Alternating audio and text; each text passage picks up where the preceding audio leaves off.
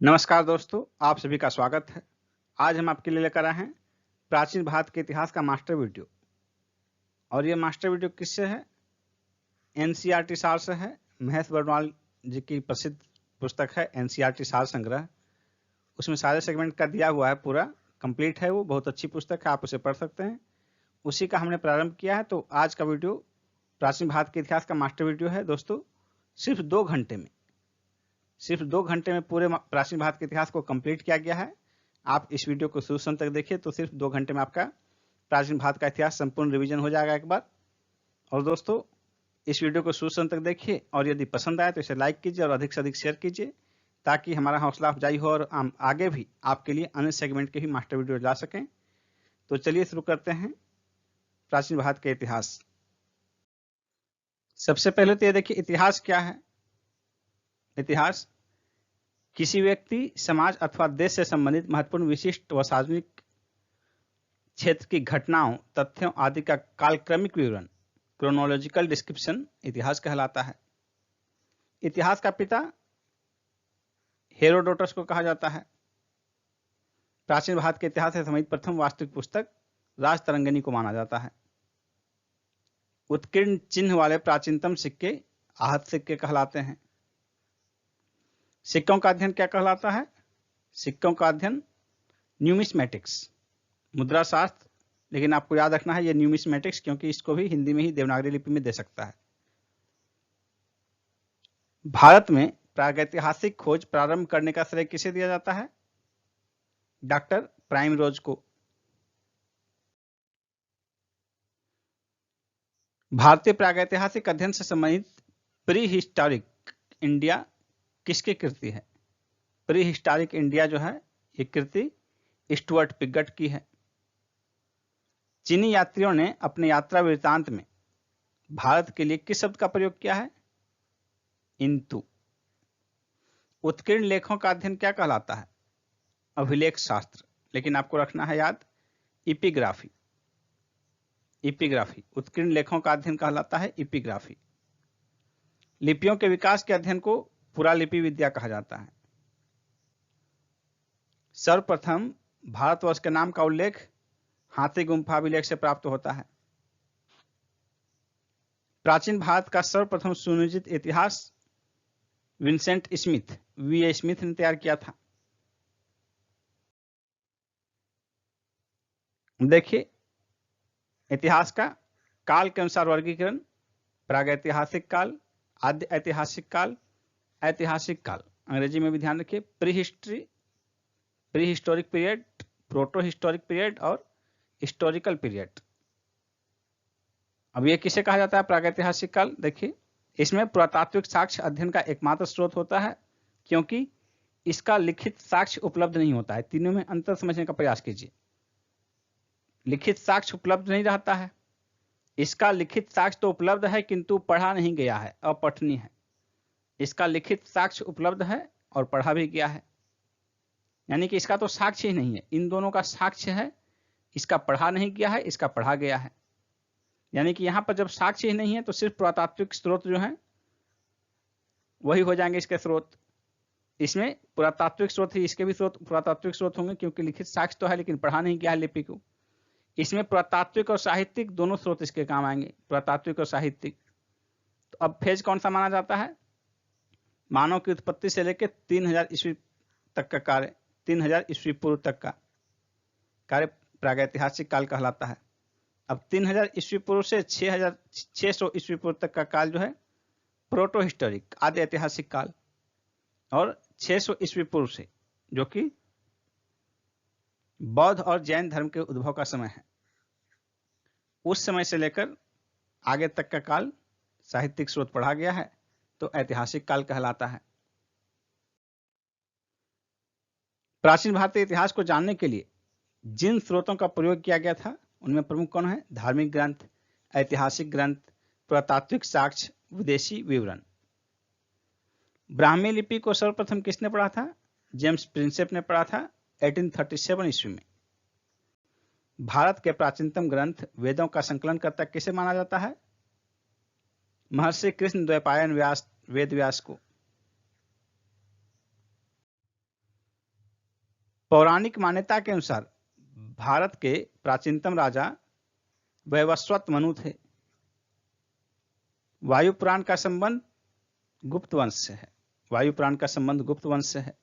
कौटिल्य के अर्थशास्त्र से मौर्य वंश के इतिहास की जानकारी प्राप्त होती है। जैन धर्म का प्रारंभिक इतिहास कल्प सूत्र से प्राप्त होता है।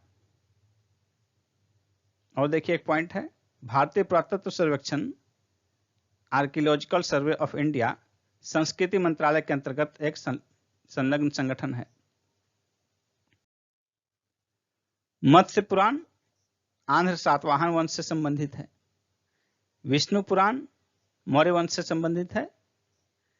खरोष्ठी लिपि को दाएं से बाएं की ओर लिखा जाता था, इस ओर से। अभी जो हम लिखते हैं इस ओर से चलते हैं, लेकिन खरोष्ठी लिपि दाएं से बाएं। नारद स्मृति का संबंध गुप्त वंश से है। नारद स्मृति से गुप्त वंश के बारे में जानकारी प्राप्त होती है। स्मृति ग्रंथों में सबसे प्राचीन और प्रामाणिक स्मृति ग्रंथ है मनुस्मृति। शुंग काल का मानक ग्रंथ मनुस्मृति को माना जाता है। स्त्री को पुरुष की अर्धांगिनी शतपथ ब्राह्मण ग्रंथ में माना गया है। स्त्री को पुरुष की अर्धांगिनी। महाभारत का सर्वप्रथम उल्लेख आश्वलायन गृह सूत्र में मिलता है। प्रारंभ में इसमें मात्र 8800 श्लोक यानी 8800 श्लोक थे और इसका नाम जय संहिता था। कुछ समय पश्चात यह बढ़कर 24,000 श्लोक हो गया और भारत नाम से प्रसिद्ध हुआ। अंत में 1 लाख श्लोक होने के कारण इसे सप्तसाहस्त्री संहिता या महाभारत कहा जाने लगा। यानी कि वर्तमान में पूछे कि महाभारत में कितने श्लोक हैं, तो 1 लाख श्लोक हैं महाभारत में। पुरालेख विद्या से अभिप्राय है शिलालेखों का अध्ययन। पुरालेख विद्या। पुरावशेष का महानतम अन्वेषक डार्विन को माना जाता है। डार्विन की प्रसिद्ध रचना है the origin of species.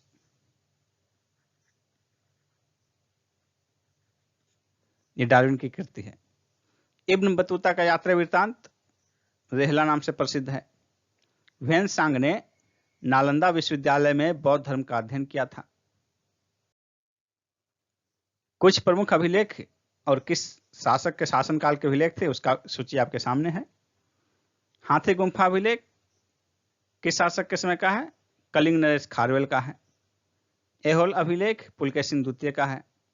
Nashik अभिलेख का संबंध गौतमी बलश्री से है। जूनागढ़ अभिलेख रुद्रदामन का जूनागढ़ अभिलेख नाम से सीधा जानते हैं। प्रयाग स्तंभ अभिलेख का संबंध समुद्रगुप्त से है। मंदसौर अभिलेख का संबंध मालवा नरेश यशोवर्मन से है। ग्वालियर अभिलेख का संबंध प्रतिहार नरेश भोज से है। देवपाड़ा अभिलेख का संबंध बंगाल शासक विजयसेन से है। भीतरी तथा जूनागढ़ अभिलेख का संबंध स्कंदगुप्त से है। बौद्ध स्तंभ लेख से शुंग काल की जानकारी प्राप्त होती है। ह्वेनसांग ने अपनी यात्रा वृत्तांत का वर्णन अपनी पुस्तक सी युकी में किया है। अरबी भाषा की पुस्तक किताबुल हिंद की रचना किसने की थी? अल बरूनी ने। मोरक्को यात्री इब्न बतूता भारत में मोहम्मद बिन तुगलक के दरबार में आया था और तुगलक ने उसे दिल्ली का काजी नियुक्त किया था। बहुत ही महत्वपूर्ण बिंदु है। मार्को पोलो पांड्य राज्य की यात्रा का उल्लेख मिलता है। मार्को पोलो के द्वारा पांड्य राज्य की यात्रा का उल्लेख मिलता है। पतंजलि के महाभाष्य से शुंग वंश के इतिहास का पता चलता है। चीनी लेखकों का वर्णन दिया गया है यहाँ आपके सामने। देखिए लेखक हैं, उनका समय क्या समय था इंडिया में, भारत में उनका क्या समय था, उनकी रचना और उनके रचना के प्रमुख विवरण जो कि आपके लिए परीक्षोपयोगी हैं। फाहियान 399 से 414 ईस्वी के आसपास भारत में रहा। इसकी रचनाओं में भारत की दशा का विवरण मिलता है। भारत दशा का विवरण इसकी रचना का नाम है। और देखिए फाहियान प्रथम चीनी यात्री था जिसने चंद्रगुप्त द्वितीय विक्रमादित्य के समय भारत की यात्रा की थी। इसने गुप्त काल में वस्तु विनिमय का माध्यम कौड़ी और चंद्रगुप्त मौर्य के राजप्रसाद को देव निर्मित बताया है।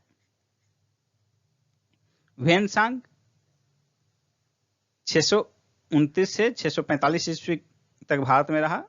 इसकी रचना है सी युकी जिसका की अर्थ होता है पाश्चात्य संसार का लेख। हर्षवर्धन जो है इसके समय में आया था व्हेनसांग भारत। इसने हर्ष को शिलादित्य की उपाधि से विभूषित किया। इसे यात्रियों का राजकुमार, व्हेनसांग को यात्रियों का राजकुमार, शाक्य मुनि, नीति का पंडित कहा जाता है। इत सिंह के बारे में देखिए, इसका फेज है 373 से 75 ईस्वी। किताब का नाम है प्रसिद्ध बौद्ध भिक्षुओं की आत्मकथा। चीन यात्री यह था जो नालंदा विश्वविद्यालय में अध्ययन किया। एक फैक्ट यहां भी है, सती प्रथा का प्रथम लिखित साक्ष्य 510 ईस्वी के भानुगुप्त के एरन अभिलेख से प्राप्त होता है। यह बहुत ही महत्वपूर्ण बिंदु है। अब देखिए हमारा नेक्स्ट टॉपिक है पाषाण काल। पाषाण काल इसे 3 भाग में बांटते हैं, पूरा पाषाण काल, मध्य पाषाण काल, नवपाषाण काल। नवपाषाण काल को ही उत्तर पाषाण काल भी कहते हैं। इसका फेज देखिए 26 लाख से 9000 ईस्वी पूर्व, 9000 ईस्वी पूर्व से 4000 ईस्वी पूर्व, 4000 ईस्वी पूर्व से 2500 ईस्वी पूर्व। अब इसमें पूरा पाषाण काल को भी 3 भाग में, निम्न पूरा पाषाण काल, मध्य पूरा पाषाण काल और उच्च पूरा पाषाण काल में विभाजित किया जा सकता है। और उनके कालक्रम का विभाजन इस प्रकार किया गया है।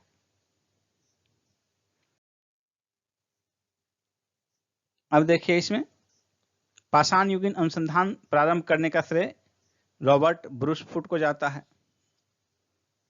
मानव इतिहास का प्रारंभिक काल पूरा पाषाण काल कहलाता है।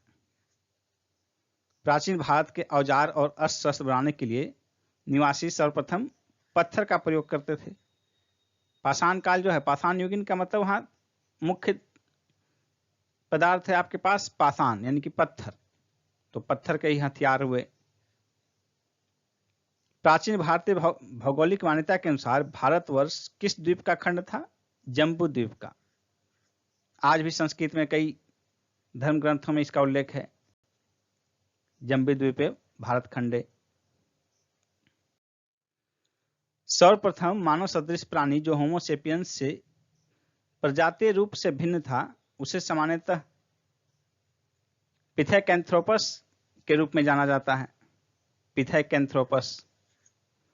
भारत में मानव का सर्वप्रथम साक्ष्य हथनौरा से प्राप्त होता है। तो आपके लिए एग्जाम में ये तो नहीं आता है जनरली, लेकिन ये आता है किस नदी घाटी से, तो नर्मदा नदी घाटी से। ये बहुत ही महत्वपूर्ण क्वेश्चन हो जाता है, कई बार एग्जाम में, विभिन्न एग्जाम में पूछे जाते हैं।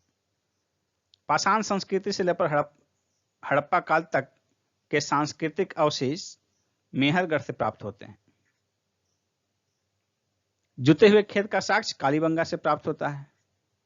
जुते हुए खेत का साक्ष्य कालीबंगा से। बृहद पाषाण स्मारकों की पहचान मृतकों को दफनाने के स्थान के रूप में किया गया है। प्राचीनतम अस्थायी जीवन का प्रमाण मेहरगढ़ से प्राप्त होता है। मनुष्य ने सर्वप्रथम तांबा धातु का प्रयोग किया था। प्रस्तर युग यानी कि पत्थर युग, स्टोन एज के लोगों के पास सर्वप्रथम घरेलू पशु कुत्ता था। मनुष्य ने सबसे पहले कुत्ते का पालन शुरू किया, यानी कि पालतू पशु सर्वप्रथम कुत्ता हुआ। उत्खनित प्रमाणों के अनुसार पशुपालन का प्रारंभ मध्य पाषाण काल से माना जाता है। मध्य पाषाण काल में पशुपालन के प्राचीनतम साक्ष्य आदमगढ़ से प्राप्त होते हैं। मानव द्वारा खाद्यान्नों की कृषि सर्वप्रथम नवपाषाण काल में की गई। पशुपालन तो मध्य पाषाण काल में और कृषि नवपाषाण काल में। मानव द्वारा प्रयोग में लाया गया सर्वप्रथम अनाज कौन था? जौ, बार्ली। चाकोलिथिक युग को ताम्रपाषाण युग के नाम से भी जाना जाता है। ताम्रपाषाण कालीन स्थल देखिए, स्थल का नाम दिया गया है, ये किस राज्य में अवस्थित है वो स्थल, और वहां से क्या क्या मुख्य साक्ष्य प्राप्त हुए हैं जो कि आपके लिए परीक्षा में उपयोगी हैं। तो ताम्रपाषाण कालीन अधिकांश सांस्कृतिक स्थल जो है, ऐतिहासिक स्थल, वो महाराष्ट्र से प्राप्त हुए हैं। देखिए आपके ये चारों महाराष्ट्र से हैं, इनाम गांव, दामाबाद, नवदा टोली, निवासा, और एक ताम्रवती जो है ये राजस्थान से मिला है। इमाम गांव का देखिए साक्ष्य क्या है, कच्ची मिट्टी के मकान तथा गोलाकार गड्ढों वाले मकान के साक्ष्य इमाम गांव से मिले हैं। कलश समाधान, कलश को घरों के फर्श के नीचे के प्रमाण दायमाबाद से मिले हैं। सबसे बड़ा ताम्रपाषाण कालिक स्थल है दायमाबाद, और ये सिंधु घाटी का दक्षिणतम, सिंधु घाटी को यदि बांटे उत्तर दक्षिण पूर्व पश्चिम में, तो ये दक्षिणतम बिंदु माना जाता है दायमाबाद सिंधु घाटी सभ्यता का। नवदा टोली, इसका उत्खनन HD संकालिया ने किया। यहां से चित्रित काले मृदभांड के प्रमाण मिले हैं। नेवासा से पटसन का प्रथम साक्ष्य प्राप्त होता है। लाल तल पर काली डिजाइन वाले चाक निर्मित बर्तनों के प्रमाण नेवासा से प्राप्त होते हैं। ताम्रवती, यहां से प्राप्त काले मृदभांड सफेद रैखिक चित्रों से सजे रहते हैं। और एक फैक्ट देखिए आपके सामने है, नवपाषाण काल शब्द का प्रयोग सर्वप्रथम 1865 में सर जॉन लुबाक ने किया था। भारतीय पुरातत्व सर्वेक्षण archaeological survey of India ASI के प्रथम महानिदेशक जॉन मार्शल थे। भारतीय पुरातत्व का जनक अलेक्जेंडर कनिंघम को कहा जाता है। भारत के भीमबेटका से आरंभिक पुरापाषाण के शिलाश्रय से सर्वाधिक चित्र प्राप्त हुए हैं। कुंभकारी यानी कि मिट्टी के बर्तन बनाने की कला का सर्वप्रथम प्रमाण नवपाषाण काल से प्राप्त होता है। पेब्बल उपकरण निम्न पुरापाषाण काल से संबंधित है। ताम्रवती के नाम से आहार संस्कृति प्रसिद्ध है। माइक्रोलिथिक औजार मध्य पाषाण काल से संबंधित है। बेलन घाटी से प्राप्त औजार निम्न पुरापाषाण काल से संबंधित है। मानव की आखेटक और खाद्य संग्राहक की अवस्था पुरापाषाण काल से जुड़ी हुई है। ताम्रपाषाण कालीन संस्कृति में महाराष्ट्र के लोग मृतकों को घर के फर्श के नीचे उत्तर दक्षिण दिशा में दफनाते थे। घर में फर्श के नीचे उत्तर दक्षिण दिशा में दफनाते थे। भारत के दो सर्वाधिक प्राचीनतम ज्ञात मध्य पाषाण कालीन स्थल महदहा और सराय नाहर राय थे। आधुनिक मानव यानी कि होमोसेपियंस का प्रादुर्भाव उच्च पुरापाषाण काल में हुआ। होमोसेपियंस क्वार्टजाइट पत्थरों के स्थान पर जैस्पर, चर्ट आदि के पत्थर सर्वप्रथम मध्य पुरापाषाण काल में प्रयुक्त हुए। अग्नि का उपयोग करना मानव ने नवपाषाण काल में सीखा। कृषि भी नवपाषाण काल में, पशुपालन मध्य पाषाण काल में। भारत में जीवाश्म का एकमात्र प्रमाण शिवालिक पहाड़ी से मिलता है। भारतीय उपमहाद्वीप में कृषि के प्राचीनतम साक्ष्य मेहरगढ़ से प्राप्त हुए हैं। कपास के भी प्राचीनतम साक्ष्य मेहरगढ़ से ही प्राप्त हुए हैं। हड्डी निर्मित उपकरण सराय नाहर राय से प्राप्त हुए हैं। गरिक मृदभांड पात्र का नामकरण हस्तिनापुर में हुआ था। सिंधु घाटी सभ्यता के मुख्य स्थल मोहनजोदड़ो, चुनहुदरो, सुतका-गेंडोर, हड़प्पा, कोटदीची ये सभी वर्तमान में पाकिस्तान में है।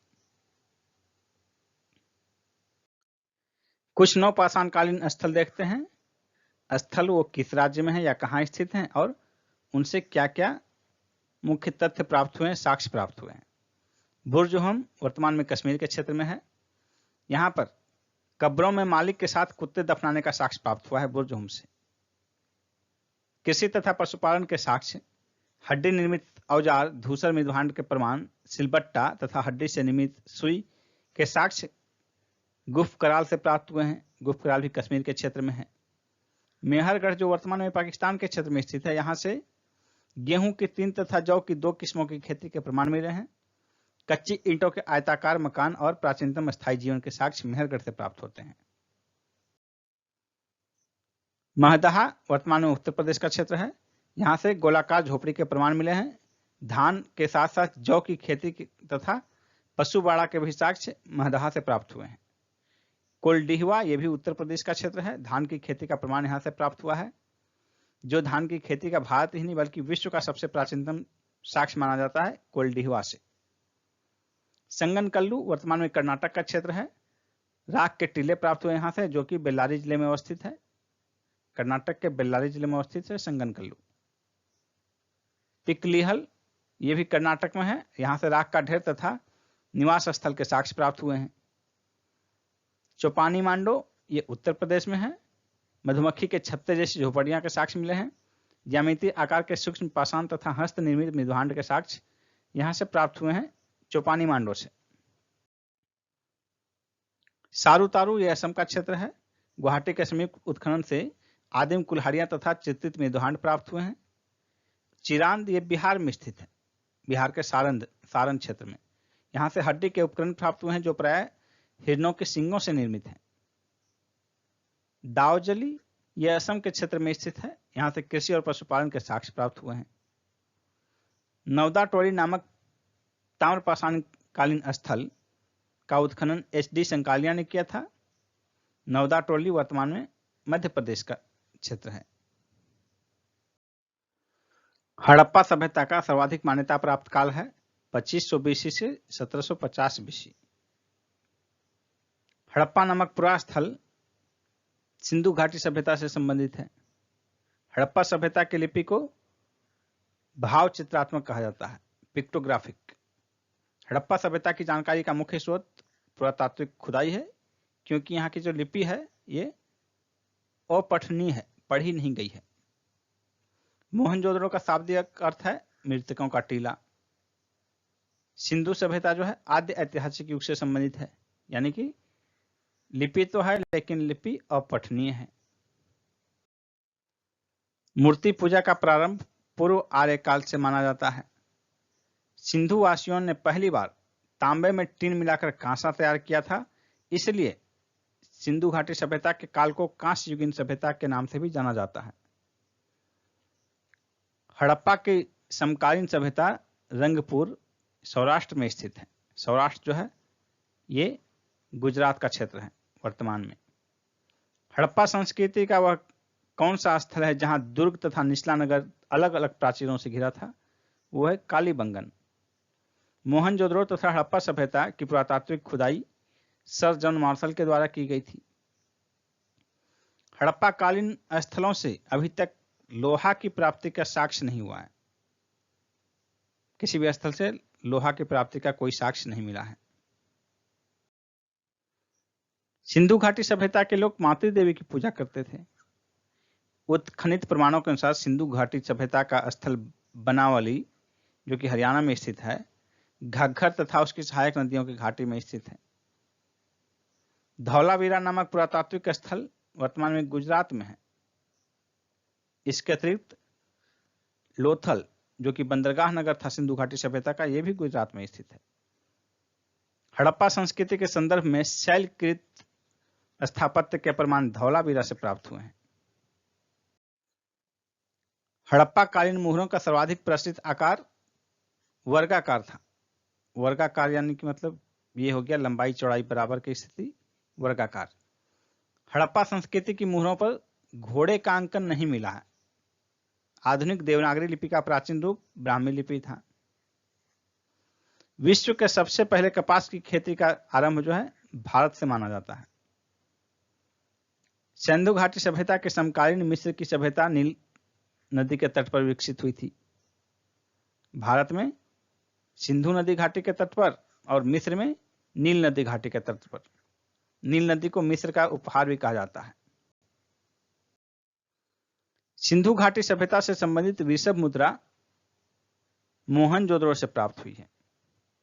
मृण पट्टिका पर उत्कीर्ण सिंह युग देवता का मुहर कालीबंगन से प्राप्त हुआ है।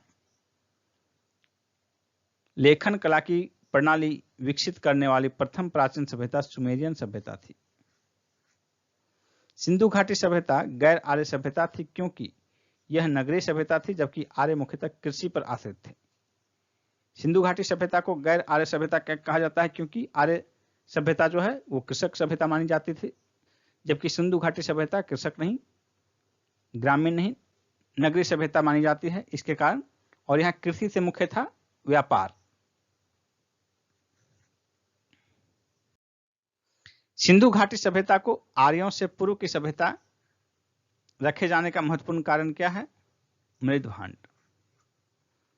भारत में किस प्रकार के मृद भांड द्वितीय नगरीकरण के प्रारंभ के प्रतीक माने गए हैं? इसका आंसर होगा उत्तरी काले पॉलिशकृत मृद भांड। भारत में चांदी की उपलब्धता का प्राचीनतम साक्ष्य हड़प्पा सभ्यता से प्राप्त हुआ है।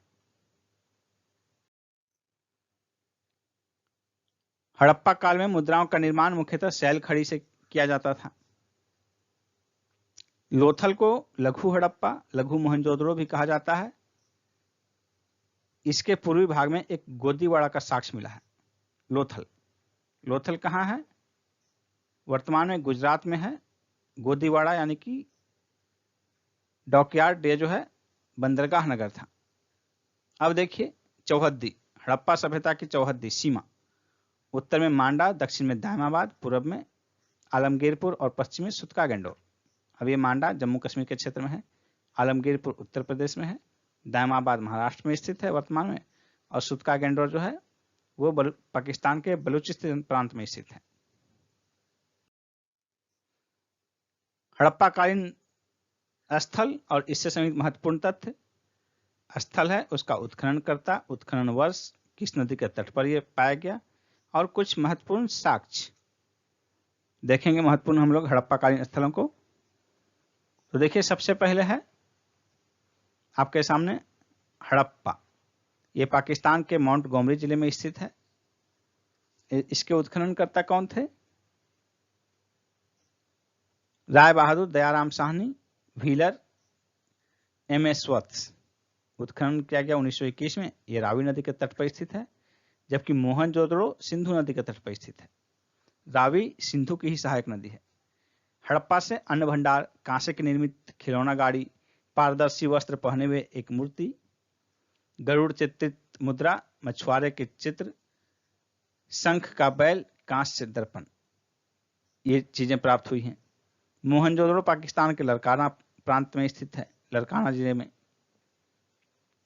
इसका उत्खननकर्ता आर.डी. बनर्जी, राखल दास बनर्जी और मार्टिमर व्हीलर। 1922 में इसका किया गया उत्खनन। सिंधु नदी के तट पर स्थित है ये। और इससे प्राप्त प्रमुख साक्ष्य देखिए, विशाल स्नानागार, पुरोहितों का आवास, महाविद्यालय, 16 मकानों का बैरक, कांच से निर्मित नग्न महिला मूर्ति, दाढ़ी वाले पुजारी की मूर्ति, चमकते हुए बंदर का चित्र, एक श्रृंगी पशुओं वाली मुद्राएं, ये सभी चीजें प्राप्त हुई हैं मोहनजोदड़ो से। लोथल वर्तमान में गुजरात के अहमदाबाद जिले में स्थित है, बंदरगाह नगर था ये। रंगनाथ राव इसके उत्खननकर्ता। 1955-1962 उत्खनन वर्ष।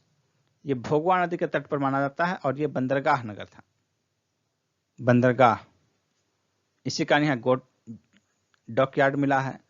वृत्ताकार तथा चौकोर अग्निवेदिका, हाथी दांत, चावल तथा बाजरे पर 2 मुंहे राक्षस का अंकन, फारस की मुहर, घोड़े की मृण मूर्ति, 3 युग्मित समाधियां, चालाक लोमड़ी का चिन्ह, ये सभी चीजें लोथल से प्राप्त हुए हैं। और इसके अतिरिक्त जो है एक महत्वपूर्ण चीज है, मनके बनाने का कारखाना। मनके बनाने का कारखाना भी लोथल से प्राप्त हुआ है। चुनहुदड़ो पाकिस्तान के सिंध प्रांत में स्थित है वर्तमान में। अर्नेस्ट मैके और एन.सी. मजूमदार उत्खननकर्ता, उत्खनन वर्ष 1931। ये भी सिंधु नदी के तट पर ही स्थित है। यहाँ से भी मनके बनाने का कारखाना प्राप्त हुआ है। लिपस्टिक के साक्ष्य प्राप्त हुए हैं। बिल्ली का पीछा करते हुए कुत्ते का साक्ष्य, कांस्य गाड़ी, वक्राकार ईंट, कंघा, 3 घड़ियाल तथा 2 मछली के अंकन वाली मुद्रा, काजल, पाउडर, लिपस्टिक, ये सभी चीजें चुनहुदड़ो से प्राप्त हुए हैं। चुनहुदड़ो, कालीबंगा, जुते हुए खेत के साक्ष्य, ये वर्तमान में राजस्थान के हनुमानगढ़ जिले में स्थित है। भूकंप के साक्ष्य, अग्नि हवन कुंड, अलंकृत ईंट, चूड़ियां, संभवतः एक साथ फसल बोने के साक्ष्य, लकड़ी की नाली, ये सभी कालीबंगा से प्राप्त हुए हैं। ये घग्गर नदी के तट पर स्थित है। राखीगढ़ी हरियाणा के हिसार प्रांत में स्थित है। हिसार जिले में ये घग्गर नदी के तट पर स्थित है। यहाँ से ताम्र उपकरण और हड़प्पा लिपि युक्त मुद्रा प्राप्त हुए हैं। उत्खननकर्ता सूरजभान, उत्खनन वर्ष 1969। कोटदीची पाकिस्तान के खैरपुर में स्थित है। घुरी और फजल अहमद खान इसके उत्खनन करता है। सिंधु नदी के तट पर स्थित है। किलेबंदी का साक्ष्य यहाँ से प्राप्त नहीं हुआ है। कच्चे ईंटों के मकान मिले हैं और चूल्हे के साक्ष्य भी यहाँ से मिले हैं। बनावली हरियाणा के हिसार जिले में स्थित है। R.S. बिष्ट, रविंद्र सिंह बिष्ट इसके उत्खनन करता है 1973 ईस्वी में। सरस्वती नदी के तट पर स्थित है ये। मिट्टी का खिलौना हल यहाँ से प्राप्त हुआ है। सड़कों पर बैलगाड़ी के पहिए के साक्ष्य तथा जौ के साक्ष्य यहाँ से प्राप्त हुए हैं।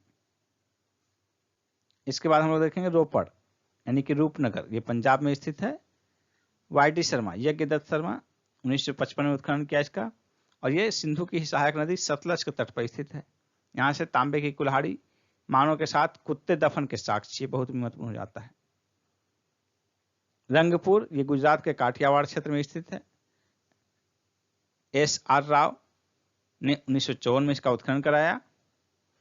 भादर या मादर नदी के किनारे स्थित है ये। ज्वार, बाजरा, 3 संस्कृतियों के अवशेष, नाली, कच्ची ईंट के दुर्ग, धान की भूसी, ये सभी साक्ष्य यहाँ से प्राप्त हुए हैं। आलमगीरपुर उत्तर प्रदेश के मेरठ जिले में स्थित है। Y.D. शर्मा, यज्ञदत्त शर्मा इसके उत्खनन करता 1958 में। और ये आलमगीरपुर जो है हिंडन नदी के तट पर है। वर्तमान में जो है गाजियाबाद भी हिंडन नदी के तट पर स्थित है। यहाँ से मृत भांडों पर रंगीन चित्रकारी के साक्ष्य प्राप्त हुए हैं आलमगीरपुर से। सुतका गंडोर पाकिस्तान के बलूचिस्तान प्रांत में स्थित है। ऑरेंज स्टाइन और जॉर्ज डेल्स ने इसका उत्खनन कराया था। और ये दास नदी के तट पर स्थित है। यहाँ से 3 संस्कृतियों के साक्ष्य मिले हैं। प्राकृतिक चट्टान पर अवस्थित मानव अस्थि, राख से भरा हुआ बर्तन, बेबीलोन से व्यापार के साक्ष्य, बंदरगाह, ये सभी चीजें सुतका गंडोर से प्राप्त हुआ है। मांडा जम्मू कश्मीर में स्थित है। जगपति जोशी उत्खननकर्ता, चेनाब नदी के तट पर स्थित है। ये भी सिंधु की सहायक नदी है। झेलम, चेनाब, रावी, व्यास, सतलज। यहां से चट, ब्लेड, हड्डी निर्मित वानाग्र मुहरों के साक्ष्य प्राप्त होते हैं। सुतका को ये बलूचिस्तान से मिला है। जॉर्ज डेल्स इसके उत्खनन करता है। 1962 में उत्खनन किया गया। और 2 टीला और मृदभांड के साक्ष्य यहां से प्राप्त हुए हैं। सुतकोटदा गुजरात में स्थित है। ये भी जगपति जोशी ने इसका उत्खनन कराया था 1964 में। कलश समाधान यानी कि युगल कलश समाधान जो है, इसके अतिरिक्त घोड़े की हड्डी और तराजू का पड़ला, ये सभी चीजें यहां से प्राप्त हुई हैं। और एक खास बात यह है कि हड़प्पा सभ्यता में विनिमय का माध्यम वस्तु विनिमय प्रणाली बार्टर सिस्टम को माना जाता है। वेद का शाब्दिक अर्थ ज्ञान है। सर्वाधिक प्राचीन वेद ऋग्वेद है। आर्य शब्द श्रेष्ठ वंश को इंगित करता है। ऋग्वेद में कुल 10 मंडल और 1028 सूक्त हैं। त्रयी नाम से जाना जाता है तीनों वेदों को, ऋग्वेद, सामवेद और यजुर्वेद। त्रयी। यज्ञ संबंधी विधि विधानों की जानकारी यजुर्वेद से प्राप्त होती है। 4 वेदों में से अथर्ववेद में जादुई माया और वशीकरण का वर्णन है। उपनिषद भारतीय दर्शन परंपरा पर आधारित है। ऋग्वेद का 9वां मंडल पूर्णतः सोम देवता को समर्पित है। आध्यात्म ज्ञान से संबंधित नचिकेता और यम का संवाद कठोपनिषद से लिया गया है। उपनिषद काल के राजा अश्वपति कैकेयी के शासक थे। मोक्ष प्राप्ति का साधन की चर्चा उपनिषद से प्राप्त होती है।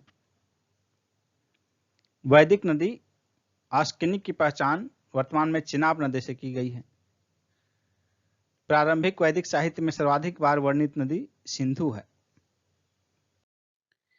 वैदिक काल में प्रयुक्त प्रमुख शब्द, उसका आधुनिक नाम और उसमें क्या नाम था।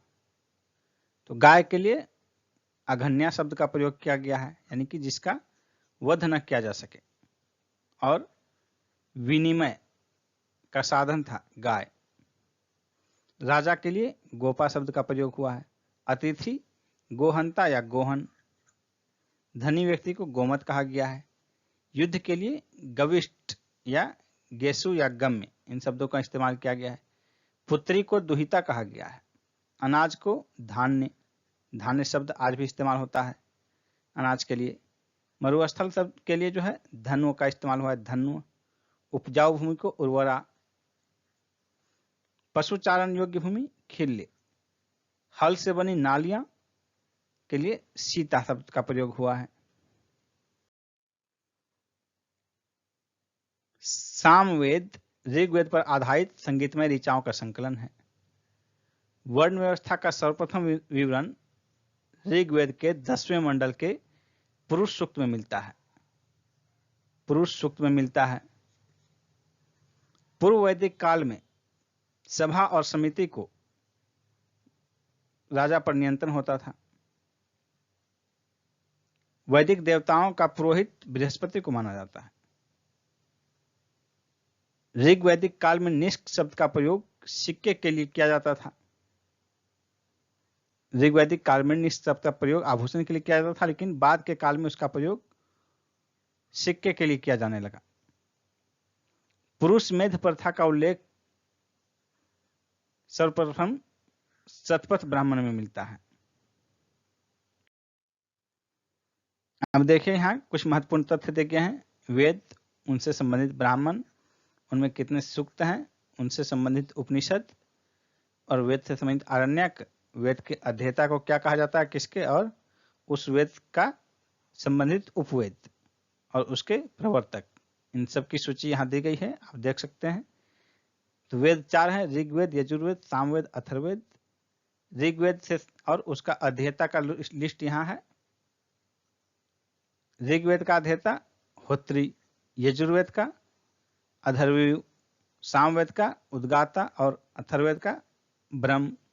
इसी तरह इनका उपवेद देखिए, ऋग्वेद का आयुर्वेद, यजुर्वेद का धनुर्वेद, गंधर्ववेद का, गंधर्ववेद जो है ये सामवेद का है, और ये अथर्ववेद का ब्रह्म, शिल्पवेद। इसी तरह देखिए उपनिषद की सूची दी गई है। छांदोग्य उपनिषद किसका है, सामवेद का है।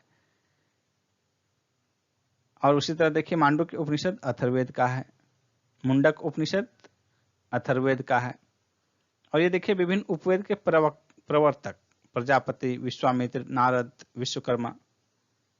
एक और चीज देखिए बताया गया है, पारसियों का ग्रंथ जिंद अवस्था में जिस अहुर मजदा का वर्णन मिलता है वह असुरों का देवता है। ईरान से भारत में आर्यों के आने की सूचना भोगाज कोई अभिलेख से प्राप्त होती है। उत्तर वैदिक काल में अंग तथा मगध क्षेत्र को आर्य संस्कृति की धुरी समझा जाता था।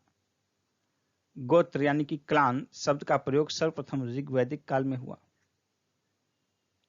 ऋग्वैदिक काल में जनता का विश्वास बलि और कर्मकांडों में था। ऋग्वेद संहिता में दूसरे से 7वें मंडल तक सर्वाधिक प्राचीन माने जाते हैं, जिन्हें गोत्र मंडल के नाम से भी जाना जाता है। ऋग्वेद में जो है 10 मंडल हैं, जिसमें कि 2 से लेकर 7 तक सबसे अधिक प्राचीन माने जाते हैं। प्रसिद्ध 10 राजा का युद्ध परुष्णी यानी कि रावी नदी के तट पर लड़ा गया था। 10 राग युद्ध का वर्णन ऋग्वेद के 7वें मंडल में मिलता है। आर्य के जीविकोपार्जन का मुख्य स्रोत क्या था, पशुपालन और कृषि, यानी कि पशुपालन प्राइमरी था, कृषि सेकेंडरी। ऋग्वेद में उल्लिखित यव शब्द किस कृषि उत्पाद के लिए प्रयुक्त किया गया था, जौ के लिए, बार्ली के लिए। वैदिक युग में प्रचलित लोकप्रिय शासन प्रणाली को क्या कहा जाता है, कौन सी शासन प्रणाली प्रचलित थी वैदिक युग में, वंशानुगत राजतंत्र प्रणाली। आयुर्वेद अर्थात जीवन का विज्ञान का उल्लेख सर्वप्रथम अथर्ववेद में मिलता है। अथर्ववेद में सभा और समिति को प्रजापति की 2 पुत्रियां कहा गया है। गायत्री मंत्र का उल्लेख ऋग्वेद के 3 मंडल में मिलता है। वर्ण व्यवस्था का उल्लेख ऋग्वेद के 10वें मंडल में मिलता है पूर्व सूक्त में। ऋग्वेद में युद्ध का देवता कहा गया है इंद्र को। पूर्व वैदिक आर्यों में सर्वाधिक लोकप्रिय देवता इंद्र थे। गायत्री मंत्र की रचना किसे किया? विश्वामित्र ने किया। विश्वामित्र को गायत्री मंत्र का रचयिता माना जाता है।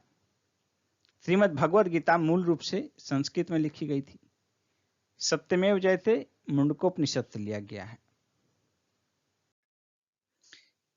ऋग्वैदिक नदियां, उनके प्राचीन नाम और वर्तमान में क्या नाम है, इसका लिस्ट दिया गया आपके सामने। जैसे कि झेलम का प्राचीन नाम वितस्ता, व्यास का विपाशा, घग्घर इसका त्रिशद्वती, कुर्रम कुभ्रू, काबुल नदी का प्राचीन नाम कुंभा, गंडक का प्राचीन नाम सदानीरा, चेनाब का औस्किनी, सतलज का सतुद्री, गोमती का गोमल, सिंधु नदी सिंधु, घग्घर सरस्वती नदी भी कहा जाता है, सोहन सुषोमा, स्वात सुवास्तु, ये सभी प्राचीन नाम थे। ऋग्वेद की मूल लिपि ब्राह्मी थी। जीविकोपार्जन हेतु वेद वेदांग पढ़ाने वाले अध्यापक को उपाध्याय कहा जाता था। राजा की उत्पत्ति का सिद्धांत किस ब्राह्मण ग्रंथ में मिलता है? ऐत्रेय ब्राह्मण में। स्थूल सूत्र ज्यामिति से संबंधित पुस्तक है। अष्टोमा सदगमय वाक्यांश बृहदारण्यक उपनिषद से लिया गया है। चरक संहिता नामक पुस्तक चिकित्सा से संबंधित है। याज्ञवल्क्य गार्गी संवाद का उल्लेख बृहदारण्यक उपनिषद में मिलता है। वैदिक काल में लंबे समय तक अविवाहित रहने वाली कन्या को अमाजु कहा जाता था। वैदिक काल में द्विज श्रेणी में शामिल थे ब्राह्मण, क्षत्रिय और वैश्य। द्विज का अर्थ होता है दूसरा जन्म, रीबर्थ, और ये जनेऊ संस्कार से माना जाता है कि दूसरा जन्म हुआ। यानी इससे स्पष्ट है कि जो चौथा वर्ण है शूद्र, जो कि द्विज के अंतर्गत नहीं है, उसका दूसरा जन्म नहीं हुआ, यानी कि उसे जनेऊ संस्कार का अधिकार नहीं था। ऋग्वेद में सरस्वती नदी को सर्वाधिक पवित्र बताया गया है तथा इसे नदीतमा तथा नदियों की माता की संज्ञा दी गई है सरस्वती नदी को। जैन धर्म में शुरू करते हैं हम लोग। जैन धर्म के संस्थापक कौन थे? ऋषभदेव आदिनाथ। तीर्थंकर शब्द जैन धर्म से संबंधित है। अनेकांतवाद का मूल सिद्धांत जो है जैन धर्म से संबंधित है। जैन धर्म में कर्म परमाणुओं का पूर्ण विनाश को सूचित करने वाली अवस्था निर्जरा कहलाती है, जो कि मोक्ष प्राप्ति करने के विभिन्न चरणों में से एक चरण है। जैन धर्म में संवर का क्या अभिप्राय है? जीव की ओर नए कर्म प्रवाह का रुक जाना, संवर, यह भी मोक्ष की प्रक्रिया का एक चरण है। गंग वंश के राजा राजमल चतुर्थ के मंत्री और सेनापति चामुंडा राय ने 974 ईस्वी में श्रवण बेलगोला के पास एक जिन मूर्ति का निर्माण करवाया था, जो बाहुबली गोमतेश्वर की मूर्ति कहलाती है। यहां पर 12 वर्ष के अंतराल पर मनाया जाने वाला उत्सव महामस्तकाभिषेक के नाम से जाना जाता है। त्रिरत्न सिद्धांत जो है, त्रिरत्न जैन धर्म से संबंधित है। वो तीन रत्न कौन कौन से हैं? सम्यक दर्शन, सम्यक आचरण और सम्यक ज्ञान।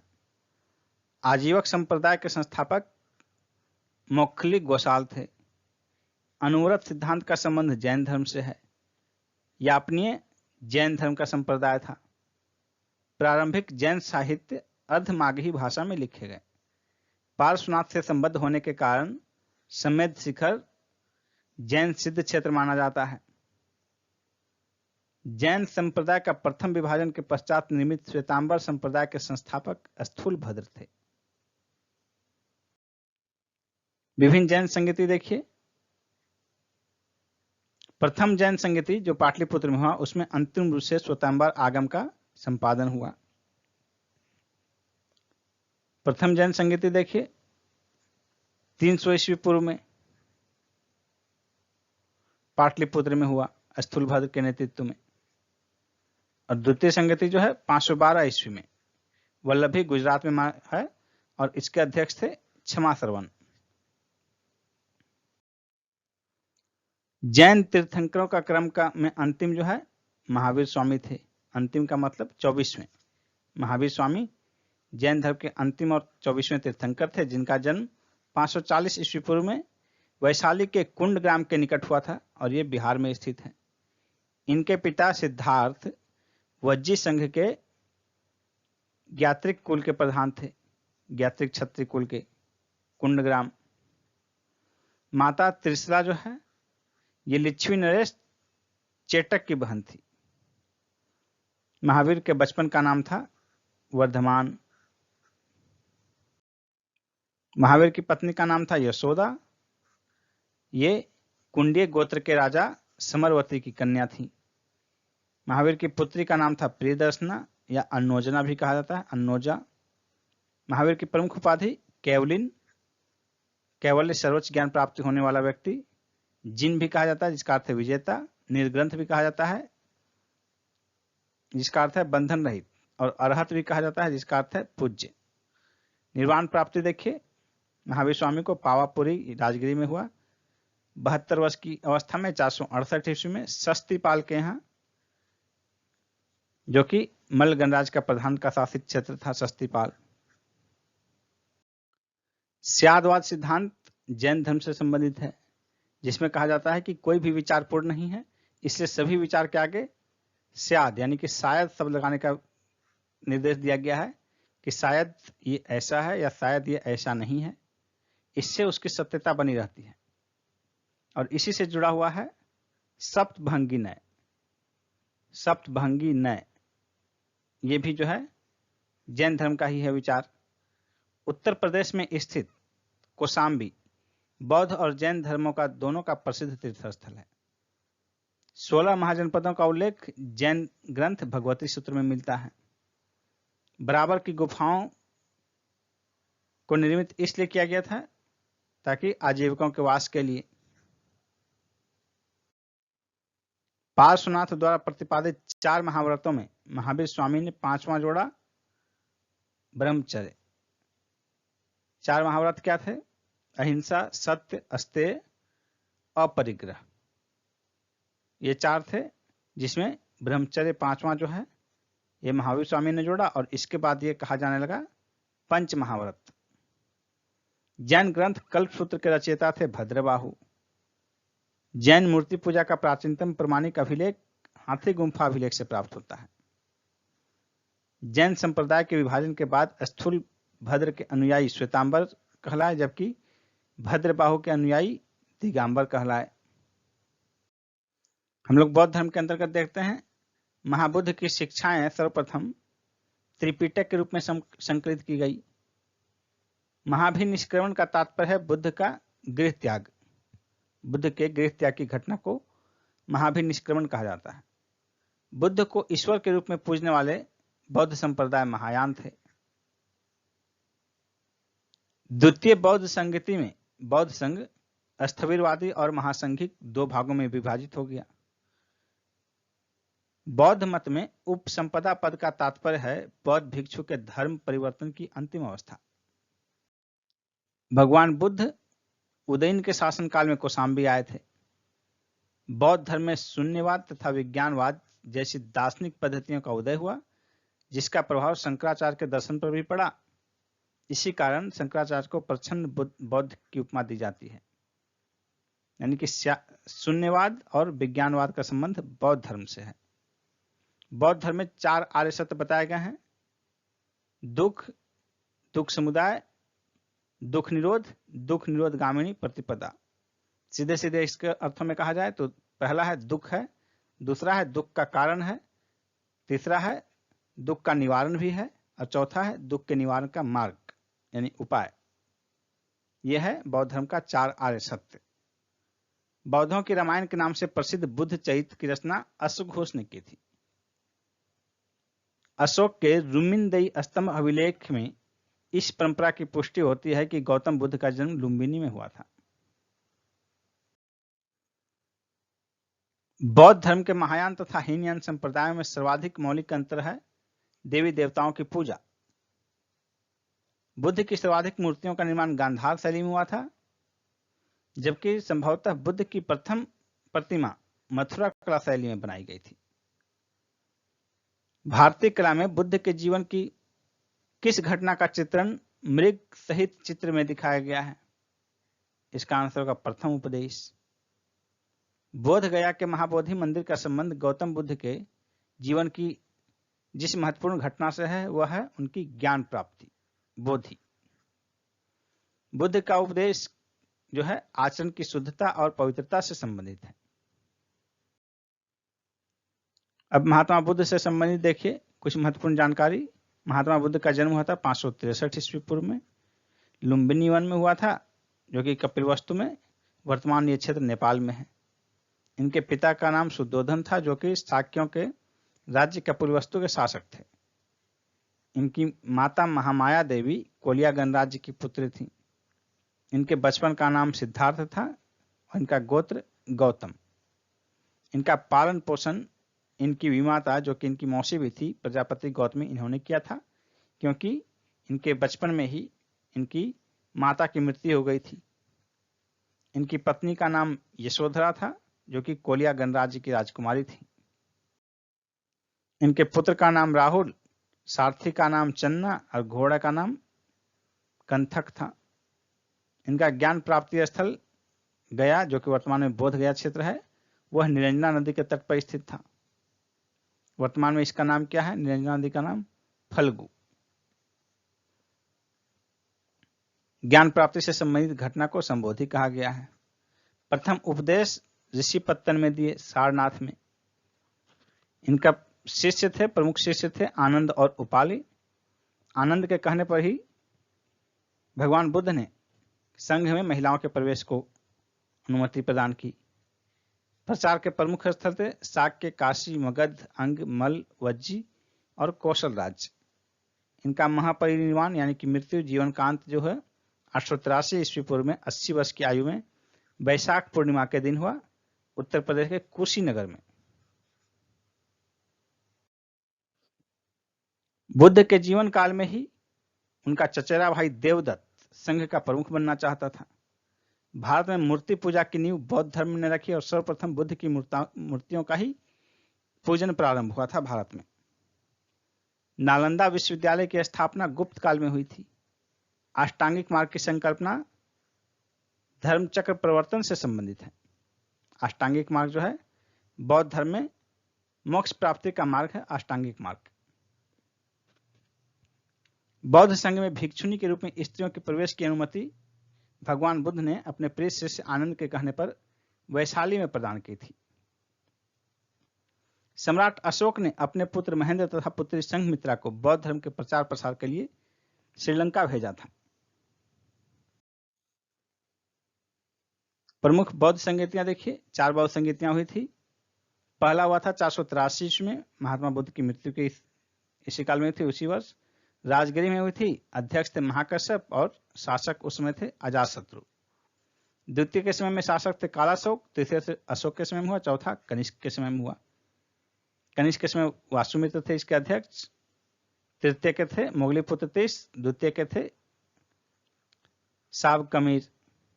पहला हुआ था राजगिरी में, दूसरा वैशाली, तीसरा पाटलिपुत्र और चौथा कुंडलवन में हुआ था। पहला 483 ईस्वी पूर्व में हुआ था, दूसरा 383 ईस्वी पूर्व में, तीसरा 250 ईस्वी पूर्व में और चौथा 98 ईस्वी में, 98 ईस्वी में। नागार्जुन बौद्ध धर्म के माध्यमिक संप्रदाय के अनुयायी थे। विश्व का सबसे ऊंचा विश्व शांति स्तूप बिहार के राजगीर में स्थित है। बुद्ध की 80 फुट ऊंची प्रतिमा जो बोध गया में स्थित है, जापानियों के द्वारा निर्मित है। भगवान बुद्ध को एशिया का ज्योतिपुंज, लाइट ऑफ एशिया के नाम से जाना जाता है। शून्यता के सिद्धांत का प्रतिपादन सर्वप्रथम बौद्ध दार्शनिक नागार्जुन ने किया। नव नालंदा महाविहार ये पाली अनुसंधान संस्थान के लिए विख्यात है। ये बीपीएससी में आया हुआ क्वेश्चन है। बौद्ध तथा जैन दोनों ही धर्म कर्म तथा पुनर्जन्म के सिद्धांत में विश्वास करते हैं। गौतम बुद्ध को एक देवता का स्थान कनिष्क के शासनकाल में प्राप्त हुआ। बुद्ध की खड़ी प्रतिमा जो है कुषाण काल में बनाई गई। प्रथम शताब्दी ईस्वी में भारतीय बौद्ध भिक्षुक नागार्जुन को चीन भेजा गया था। त्रिपिटक का देखिए विवरण। 3 पिटक हैं जिन्हें त्रिपिटक कहता है। सुत्त पिटक, विनय पिटक, अभिधम पिटक। स्वरूप क्या है? ये पिटकों में सबसे बड़ा है। सुत्त पिटक, विनय पिटक सबसे छोटा है और अभिधम पिटक दोनों के बीच में स्थित है। सुत्त पिटक बुद्ध के उपदेशों तथा संवादों का संकलन है। विनय पिटक में बौद्ध संघ के आचार विचार तथा नियम निषेध का संकलन किया गया है। अभिधम पिटक में बुद्ध के आध्यात्मिक तथा दार्शनिक विचारों का संकलन किया गया है। बुद्ध के जीवन पर जिन 4 दृश्यों का सर्वाधिक प्रभाव पड़ा वे 4 दृश्य थे: वृद्ध व्यक्ति, बीमार व्यक्ति, मृतक और प्रसन्नचित्त सन्यासी। मगध के राजा बिंबिसार ने बुद्ध के निवास के लिए वेलुवन नामक महाविहार बनवाया था। बौद्ध संघ में प्रवेश करने वाली प्रथम महिला बुद्ध की विमाता प्रजापति गौतमी थी। बुद्ध ने अपने जीवन की अंतिम वर्षा ऋतु वैशाली में व्यतीत की थी। संसार अस्थिर और क्षणिक है, यह मान्यता बौद्ध धर्म से संबंधित है और इसी से संबंधित उनका दार्शनिक सिद्धांत है क्षणिकवाद। और क्षणिकवाद के समर्थन में वो दीप शिखा और नदी की धारा का उदाहरण देते हैं। बुद्ध के जीवन की घटनाएं और उनके प्रतीक चिन्ह, उसका विवरण देखिए आपके सामने है। गर्भ, हाथी प्रतीक है गर्भ का, कमल प्रतीक है जन्म का, पद्म चिन्ह प्रतीक है उनके निर्वाण का, चक्र है प्रथम प्रवचन का, बोधि वृक्ष है ज्ञान प्राप्ति का, सांड है उनके यौवन का प्रतीक, शेर है समृद्धि का प्रतीक, स्तूप है उनकी मृत्यु का प्रतीक, घोड़ा है गृह त्याग का प्रतीक। गांधार कला में बुद्ध को प्रतिबिंबित किया गया है ग्रीक रोमन शैली में। उपोषथ का आचरण कौन करते थे? बौद्ध भिक्षु। महायान बौद्ध धर्म में बोधिसत्व अवलोकितेश्वर को पद्मपाणि के नाम से भी जाना जाता है। भारत का सबसे बड़ा बौद्ध मठ सिक्किम में स्थित है।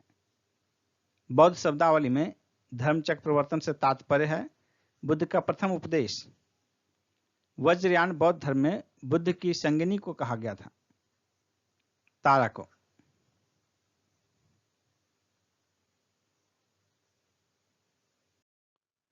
बौद्ध धर्म की किस शाखा में अनात्म सिद्धांत तथा पुद्गल को मान्यता दी गई है? सर्वास्तिक में। महासंघिकाओं के अनुसार जीव 9 धर्म से निर्मित है। बौद्ध धर्म के त्रिरत्नों में शामिल क्या क्या है? बुद्ध, धम्म और संघ। बौद्ध धर्म के अनुसार कारण और कार्य के सिद्धांत को किस प्रकार जाना जाता है? प्रतीत समुत्पाद। इसमें कहा गया है कि संसार की सभी वस्तुएं किसी न किसी कारण से उत्पन्न हुई है और इस प्रकार वे इस पर निर्भर हैं। बौद्ध धर्म की महायान शाखा औपचारिक रूप से कनिष्क के शासन काल में प्रारंभ की गई थी। नयनार कौन थे? शैव उपासक थे। मत्त मयूर से तात्पर्य है प्राचीन भारत का एक शैव संप्रदाय से। त्रिमूर्ति तथा अर्धनारीश्वर की पूजा गुप्त काल में प्रारंभ हुई थी। मेगास्थीज ने भगवान शिव को डायोनिसस की संज्ञा दी थी। जैन ग्रंथ उत्तराध्ययन सूत्र में वासुदेव के संबंध किस जैन तीर्थंकर से बताया गया है? अरिष्टनेमी से। लिंग पूजा का प्रथम स्पष्ट उल्लेख मत्स्य पुराण में मिलता है। अथर्ववेद तथा श्वेताश्वर उपनिषद में शिव का एक नाम महादेव मिलता है। शिव की प्राचीनतम मूर्ति 1ली शताब्दी ईस्वी की मद्रास के निकट रेनीगुंटा में सिद्ध गुड्डिमल्म लिंग के रूप में प्राप्त हुई है। अर्धनारीश्वर मूर्ति में आधे शिव तथा आधी पार्वती देवता तथा उसकी शक्ति के योग के प्रतीक हैं।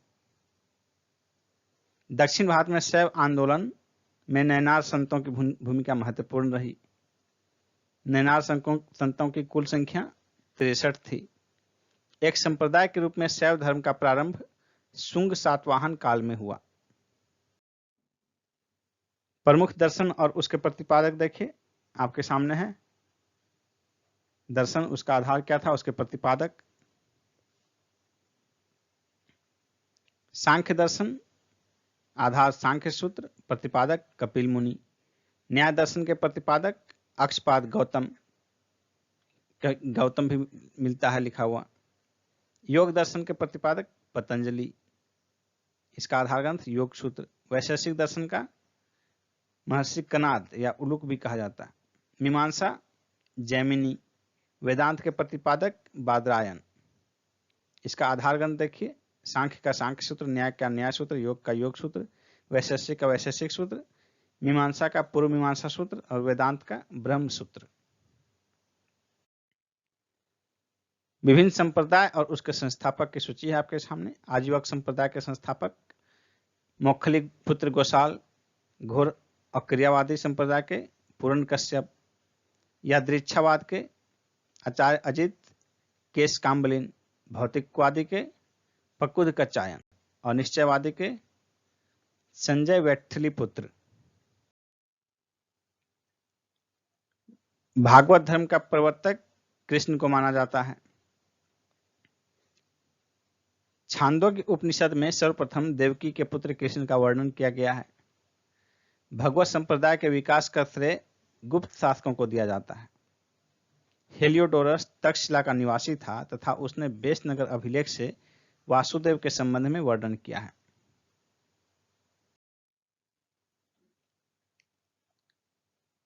कर्म का सिद्धांत मीमांसा दर्शन से संबंधित है। अवतारवाद का सर्वप्रथम उल्लेख श्रीमद् भगवद गीता में मिलता है।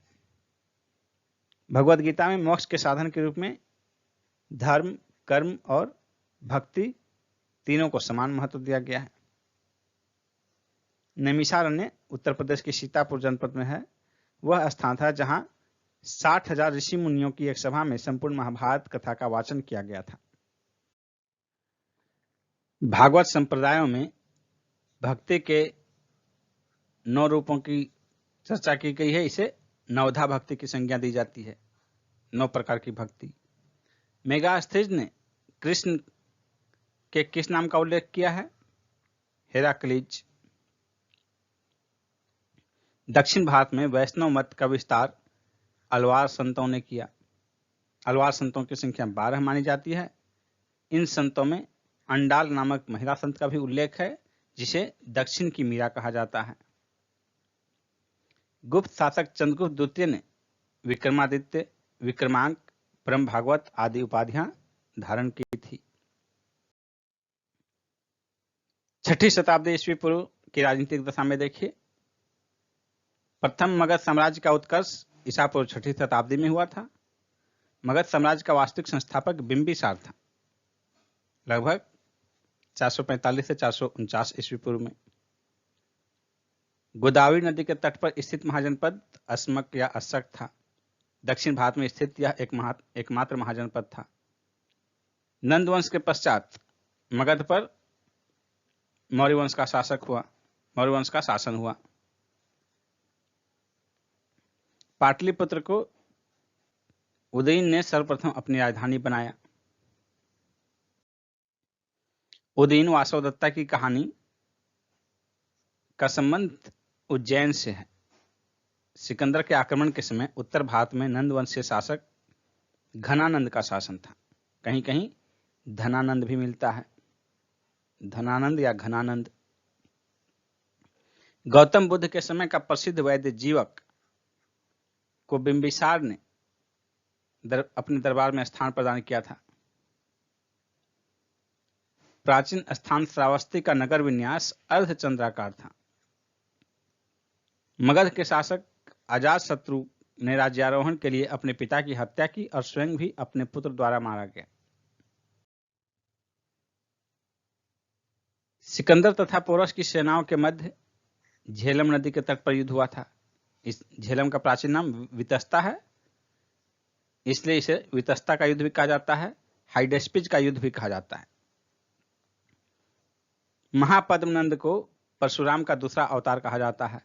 महापद्मनंद को परशुराम का दूसरा अवतार कहा जाता है। 16 महाजनपदों की सूची आपके सामने है। महाजनपद और उसकी राजधानियों का विवरण देखिए।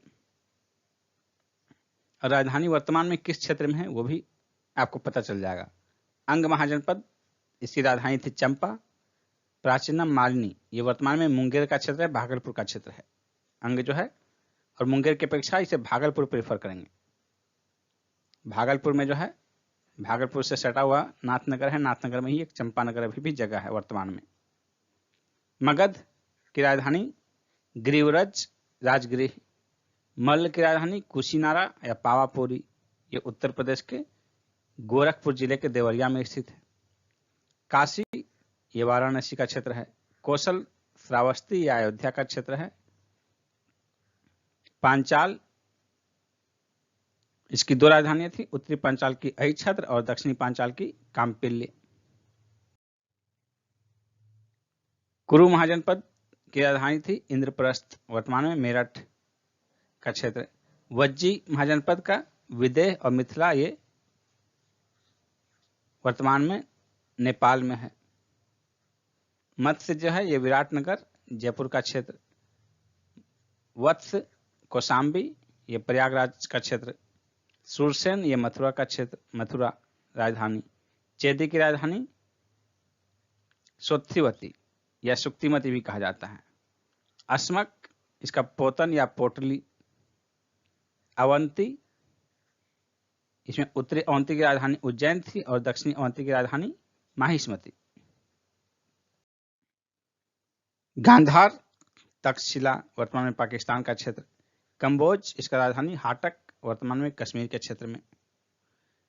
इन 16 महाजनपदों में वज्जी तथा मल्ल महाजनपदों में गणतांत्रिक व्यवस्था प्रचलित थी। हर्यक वंश का अंतिम शासक था नागदशक। इसकी हत्या कर इसके अमात्य शिशुनाग ने शिशुनाग वंश की स्थापना की। उज्जैन का प्राचीनतम नाम अवंतिका। सिकंदर की मृत्यु हुई थी बेबीलोन में 323 ईस्वी पूर्व में। ग्रीक लेखकों ने घनानंद का उल्लेख अग्रमिज एवं जैंद्रमिज के नाम से किया है। सिकंदर के समकालीन यूनानी लेखकों का विवरण देखिए। लेखक हैं अरिस्टोब्यूलस, समय दिया गया है। उसकी रचना है युद्ध का इतिहास। प्लूटार्क और एरियन ने अपनी रचनाओं का आधार बताया था इसको। ओनोसेक्रिटस, सिकंदर की जीवनी किताब का नाम है। यह एक जहाजी बेड़े का चालक था। नियार्कस, स्ट्रेबो और एरियन का विवरण। यह सिकंदर के जहाजी बेड़े का एडमिरल था नियार्कस। बौद्ध ग्रंथ अंगुत्तर निकाय तथा जैन ग्रंथ भगवती सूत्र में 16 महाजनपदों का उल्लेख मिलता है। मौर्य साम्राज्य में हम लोग देखते हैं चाणक्य के बचपन का नाम विष्णुगुप्त था। वृहत स्तर पर प्रथम भारतीय साम्राज्य कौन सा था? चंद्रगुप्त मौर्य का था। सेंट्रो कोटस के नाम से चंद्रगुप्त मौर्य की पहचान किसने की? विलियम जोन्स ने की। चंद्रगुप्त मौर्य का विशिष्ट रूप से वर्णन विशाख दत्त के ग्रंथ में मिलता है। कौटिल्य द्वारा अर्थशास्त्र लिखा गया, जिसका संबंध अर्थशास्त्र से नहीं राजनीति शास्त्र से है। यह शासन के सिद्धांतों से संबंधित पुस्तक है, जिसमें मुख्य रूप से राजनीतिक तथा आर्थिक नीतियों पर प्रकाश डाला गया है। लेकिन यदि ऑप्शन में आपको सभी रहे तो ऑप्शन में राजनीतिक आर्थिक दोनों में से एक को चुनना हो तो राजनीतिक प्रीफर करेंगे। बुलंदीबाग नामक प्राचीन स्थान पाटलिपुत्र में स्थित था। मैकियावली का ग्रंथ द प्रिंस है, बहुत ही प्रसिद्ध रचना है, जिसकी तुलना कौटिल्य के अर्थशास्त्र की जाती है। पाटलिपुत्र में स्थित चंद्रगुप्त का महल मुख्यतः लकड़ी से निर्मित था। सेल्यूकस, जिसे अलेक्जेंडर द्वारा सिंध तथा अफगानिस्तान का प्रशासक नियुक्त किया गया था, को भारतीय राजा चंद्रगुप्त मौर्य ने पराजित किया था। बिंदुसार ने मैत्रीपूर्ण व्यवहार में सीरिया के शासक एंटियोकस से 3 वस्तुओं की मांग की। वो 3 वस्तु थी मीठी मदिरा, सूखी अंजीर और एक दार्शनिक। दार्शनिक को छोड़कर अन्य वस्तुओं को एंटियोकस ने बिंदुसार के पास भेजा था। कुम्भलरार नामक स्थल से पाटलिपुत्र के अवशेष प्राप्त हुए हैं। सम्राट अशोक ने सहिष्णुता, उदारता और करुणा के त्रिविध आधार पर राजधर्म की स्थापना की थी। कलिंग युद्ध के बाद उनका हृदय परिवर्तन हो गया था। सेंड्रोकोट्स, चंद्रगुप्त मौर्य तथा सिकंदर महान की भेंट का उल्लेख जस्टिन ने किया है। जस्टिन सेंड्रोकोट्स और सिकंदर की भेंट का उल्लेख करता है। इसमें सेंड्रोकोट्स की पहचान चंद्रगुप्त मौर्य से की जाती है। मालवा, गुजरात और महाराष्ट्र को चंद्रगुप्त मौर्य ने पहली बार जीता था। मौर्यकालीन तीर्थ देखिए, अधिकारी। मौर्य काल में सबसे उच्च स्तर के अधिकारी को तीर्थ कहा जाता था और तीर्थ की कुल संख्या 18 थी। देखिए, हम लोग सभी तीर्थ का वर्णन देखेंगे और उनका विभाग कौन सा था, उनका कार्य क्या था। सबसे महत्वपूर्ण मंत्री या पुरोहित या प्रधानमंत्री तथा उसके प्रमुख धर्माधिकारी होता था। युवराज, राजा का उत्तराधिकारी। सन्निधाता, राजकीय कोषागार का प्रधान अधिकारी होता था, यानी कि कोषाध्यक्ष। समाहर्ता, ये कर संग्राहक होता था, राजस्व विभाग का सर्वोच्च अधिकारी, वित्त मंत्री भी कह सकते हैं। मंत्री परिषद अध्यक्ष, यह मंत्री परिषद का अध्यक्ष होता था। प्रदेष्टा, यह फौजदारी न्यायालय का न्यायाधीश होता था। व्यावहारिक, यह दीवानी न्यायालय का प्रमुख न्यायाधीश होता था। नायक, ये सेना का संचालन करता था, नगर रक्षा का अध्यक्ष था। सेनापति, ये सेना का सर्वोच्च कमांडर था, यानी कि सेनाध्यक्ष। अंतर्वशिक, ये सम्राट के अंगरक्षक सेना का प्रधान सेनापति होता था। कर्मांतिक, ये उद्योग धंधे और कारखानों का प्रधान निरीक्षक होता था। प्रशासता, ये राजकीय आज्ञाओं को लिपिबद्ध करने वाला तथा राजकोषीय दस्तावेजों को सुरक्षित रखने का काम होता था इसका। दंडपाल, सैन्य सामग्री का प्रबंध करने वाला प्रमुख अधिकारी होता था। दुर्गपाल, देश के भीतरी दुर्गों का प्रबंधन करता था। अंतपाल, सीमावर्ती दुर्गों का रक्षक था ये। आटविक, ये वन विभाग के सर्वोच्च अधिकारी होता था। दौवारिक, ये राजमहल के प्रबंधन तथा देखरेख करने वाला प्रधान अधिकारी होता था। नागरक, ये नगर का सर्वोच्च अधिकारी होता था। मौर्यकालीन अधिकारी पोतवाध्यक्ष का मुख्य कार्य क्या था? माप तौल का था। पोतवाध्यक्ष का मुख्य कार्य था माप तौल का। किस मौर्य शासक ने दक्कन की विजय प्राप्त की थी? चंद्रगुप्त मौर्य ने। रुद्रदामन के जूनागढ़ अभिलेख से यह प्रमाणित होता है कि चंद्रगुप्त मौर्य का प्रभाव पश्चिमी भारत पर भी था।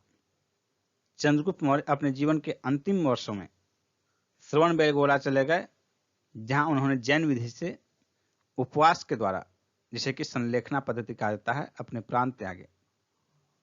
मगध साम्राज्य में रज्जुक भूमि माप अधिकारी होते थे। ब्राह्मी लिपि का प्रथम पहचान पत्थर की पट्टिकाओं पर उत्कीर्ण अक्षरों से की गई है। सम्राट अशोक का शिलालेख शहबाजगढ़ी से प्राप्त हुआ है। यह शहबाजगढ़ी पाकिस्तान के पेशावर में स्थित है। अशोक के शिलालेखों में प्रयुक्त भाषा है प्राकृत। अशोक के अभिलेखों के खोजकर्ताओं की सूची यहां है। अशोक के शिलालेख देखिए। धौली अभिलेख, खोजकर्ता किट्टो। भाबरू शिलालेख, कैप्टन बर्ट। बराबर तथा नागार्जुनी गुफा, Harrington. Delhi Topra, captain Polier. Delhi Meerut स्तंभलेख, padre Tieffenthaler. Mansehra, captain Leigh. Kalsi शिलालेख, जॉन फॉरेस्ट। रूमिंदेई, फिहरर। जौनगढ़ अभिलेख, सर वाल्टर इलियट। गिरनार शिलालेख, लेफ्टिनेंट कर्नल टाड। शहबाजगढ़ी, एक फ्रांसीसी अधिकारी। इलाहाबाद स्तंभलेख, टी.एस. बर्ट। मास्की अभिलेख, बिडेन। निगाली सागर, फिहरर। रामपुरवा का कार्लाइल। सारनाथ स्तंभ, ऑरेल स्टाइन, ये दोनों बहुत ही महत्वपूर्ण है। अशोक ने बौद्ध होने के बाद भी हिंदू धर्म में आस्था नहीं छोड़ी। इसका प्रमाण किससे मिलता है? उसके देवानाम प्रिय प्रियदर्शी उपनाम से, जिसका अर्थ है देवों का प्यारा। प्राक अशोक ब्राह्मी लिपि का पता श्रीलंका स्थित अनुराधापुर से चलता है। सारनाथ स्तंभ का निर्माण सम्राट अशोक ने करवाया था। भारतीय उपमहाद्वीप का प्रथम शासक अशोक था, जिसने अभिलेखों के माध्यम से शासनादेश जारी किए थे। भाबरू स्तंभ राजस्थान का वह ऐसा स्तंभ है जिसमें अशोक ने स्वयं को मगध का सम्राट बताया है। ब्राह्मी लिपि में लिखे अशोक के शिलालेखों को सर्वप्रथम जेम्स प्रिंसेप ने पढ़ा था। अशोक के 5वें वृहद शिलालेख से धर्म महामात्राओं की नियुक्ति की सूचना मिलती है। गुर्जरा लघु शिलालेख मध्य प्रदेश के दतिया जिले में स्थित है। मौर्य काल में भूमि कर, जो कि राज्य की आय का प्रमुख स्रोत था, सीता अध्यक्ष द्वारा एकत्रित किया जाता था। मध्य प्रदेश स्थित सांची के स्तूप का निर्माण सम्राट अशोक ने करवाया था। मौर्य साम्राज्य के शासकों के सुदूर देशों जैसे सीरिया, मिस्र के राजाओं के साथ राजकीय संबंध थे। उत्तराखंड में सम्राट अशोक के शिलालेखों की एक प्रति कालसी से प्राप्त हुई है। प्रसिद्ध यूनानी राजदूत मेगास्थनीज भारत चंद्रगुप्त मौर्य के दरबार में आया था। विभिन्न अधिकारी तथा उनके विभाग देखिए। सीताध्यक्ष कृषि विभाग का अध्यक्ष, अकाराध्यक्ष खान विभाग का अध्यक्ष, लक्षणाध्यक्ष मुद्रा विभाग का प्रधान, शुल्काध्यक्ष व्यापारिक कर का प्रधान, मुद्राध्यक्ष पासपोर्ट विभाग का अध्यक्ष, संस्थाध्यक्ष व्यापारिक मार्गों का अध्यक्ष। गुप्तचर व्यवस्था का प्रथम विस्तृत वर्णन अर्थशास्त्र में मिलता है, कौटिल्य के अर्थशास्त्र में। मौर्य काल की पुस्तक इंडिका, जिसकी रचना मेगास्थनीज ने की थी, इसमें जहाज निर्माण तथा नाविक गतिविधियों का वर्णन मिलता है। चंद्रगुप्त मौर्य अपने अंतिम समय में जैन धर्म का अनुयायी हो गए थे। तक्षशिला से मौर्य काल में शिक्षा का प्रसिद्ध केंद्र था। गांव के शासन को स्वायत्तशासी पंचायतों के माध्यम से संचालित करने की व्यवस्था का सूत्रपात मौर्यों ने किया था। मेगास्थनीज ने अपनी पुस्तक इंडिका में भारतीय समाज को 7 श्रेणियों में विभाजित किया है। अशोक का समकालीन तुर्मय मिस्र का राजा था। मिस्र के शासक टॉलेमी फिलाडेल्फस के साथ अशोक के राजनयिक संबंध थे। संभवतः इसी को तुर्मय कहा गया है। चंद्रगुप्त मौर्य तथा अशोक दोनों का एक साथ उल्लेख महाक्षत्रप रुद्रदामन के जूनागढ़ अभिलेख में किया गया है। भाग तथा बलि राजस्व के स्रोत थे। गिरनार क्षेत्र में एक झील का निर्माण चंद्रगुप्त मौर्य ने करवाया था। कौशाम्बी तथा प्रयाग के स्तंभों से अशोक की रानी कौरवा के द्वारा दान दिए जाने का उल्लेख मिलता है। इसे रानी का अभिलेख कहा जाता है। प्राचीन भारत के किस ग्रंथ में पति द्वारा प्रत्यक्त पत्नी के लिए विवाह विच्छेद की अनुमति दी गई है? अर्थशास्त्र में। कलिंग युद्ध के विजय तथा क्षत्रियों का वर्णन अशोक के 13वें शिलालेख में किया गया है। अशोक के शिलालेखों से दक्षिणी राज्य सातवाहन के अतिरिक्त सभी दक्षिणी राज्यों का उल्लेख प्राप्त होता है। अंतिम मौर्य सम्राट बृहद्रथ था। मौर्यों की जल संसाधन व्यवस्था की जानकारी रुद्रदामन के गिरनार अभिलेख से प्राप्त होती है। अशोक का समकालीन मिस्र का राजा था अलेक्जेंडर। सेल्यूकस निकेटर, जिससे चंद्रगुप्त ने अफगानिस्तान प्राप्त किया था, वह बेबीलोन सीरिया का शासक था। अशोक के पश्चात देवानाम्प्रिय की उपाधि दशरथ ने धारण की थी। अशोक की उपाधियों का देखिए, सूची यहां है। कौन सी उपाधि का स्रोत क्या है? अशोक मास्की लघु शिलालेख से प्राप्त होता है। अशोक का नाम अशोक। देवा नाम प्रिय अशोक राजा गुर्जरा लघु शिलालेख से। अशोक मौर्य रुद्रदामन के जूनागढ़ अभिलेख से। प्रियदर्शी राजा बराबर गुहालेख से। अशोकवर्धन पुराण से मिलता है अशोकवर्धन। अशोक ने अपने पिता बिंदुसार के शासनकाल में तक्षशिला के विद्रोह का दमन किया था। अपने ऊपर आश्रित बच्चों तथा पत्नी की समुचित व्यवस्था किए बिना भिक्षुक बनने वालों के लिए दंड का प्रावधान कौटिल्य ने किया था। खरोष्टी लिपि की उत्पत्ति अरामाइक भाषा से हुई है। कौटिल्य चंद्रगुप्त मौर्य का प्रधानमंत्री था। मौर्यों के पश्चात भारत की उत्तर पश्चिमी सीमा पर बैक्ट्रियन शासकों का अधिकार हुआ। मौर्य शासन व्यवस्था में रूप दर्शक नामक अधिकारी का कार्य सिक्कों का परीक्षण करना था। बिंदुसार वह मौर्य राजा था जो अमित्रघात के नाम से जाना जाता था। मौर्य काल की मुद्राएं देखिए। इस काल में चांदी तथा तांबे के सिक्के का उल्लेख मिलता है। चांदी के सिक्के 4 प्रकार के होते थे, पन, अर्धपन, पाद, अष्टभाग। और तांबे का सिक्का देखिए, ये भी 4 प्रकार के होते थे, मासक, अर्धमासक, काकनी और अर्धकाकनी। सिमुक किस वंश का संस्थापक था? सातवाहन। सिमुक जो है वो सातवाहन वंश का संस्थापक था। आंध्र के सातवाहन राजाओं की सबसे लंबी सूची मत्स्य पुराण में मिलती है। सातवाहनों की राजधानी अमरावती में स्थित थी। सातवाहन काल का सर्वश्रेष्ठ शासक गौतमीपुत्र सतकर्णी था। गौतमीपुत्र सतकर्णी ने वेनकटक स्वामी की उपाधि धारण की तथा वेनकटक नामक नगर की स्थापना की। इसे वेदों का आश्रय कहा जाता है। कुषाण शासक कनिष्क का राज्याभिषेक 78 ईस्वी में हुआ था, जिस समय से शक संवत प्रारंभ हुआ। उत्तर तथा दक्षिण पश्चिमी भारत में सर्वाधिक संख्या में तांबे के सिक्के कुषाणों ने जारी किए। विक्रम तथा शक संवत के बीच 135 वर्ष का अंतर है। मौर्यों के बाद दक्षिण भारत में सबसे शक्तिशाली राज्य सातवाहन हुआ। शुंग वंश के बाद कण्व वंश का शासन हुआ। आपको फॉर्मूला कोड बताया भी गया है, हसीन मौसुंक। ये हो गया हर्यक, शिशुनाग, नंद, मौर्य, शुंग, कण्व। ये क्रमानुसार वंशों का क्रम है। कनिष्क को चीनी यात्री पांचाऊ ने पराजित किया था। कनिष्क को चीनी जनरल पांचाऊ ने पराजित किया था। कुषाण वंश के साम्राज्य की सीमा भारत के बाहर तक फैली हुई थी। विक्रम संवत 57 BC यानी कि 57 ईस्वी पूर्व में प्रारंभ हुआ। कलिंग नरेश खारवेल का संबंध चेदी वंश से था। प्रथम ईरानी शासक डेरियस प्रथम था। अफगानिस्तान में स्थित बामियान बुद्ध की विशाल प्रतिमा के लिए प्रसिद्ध है।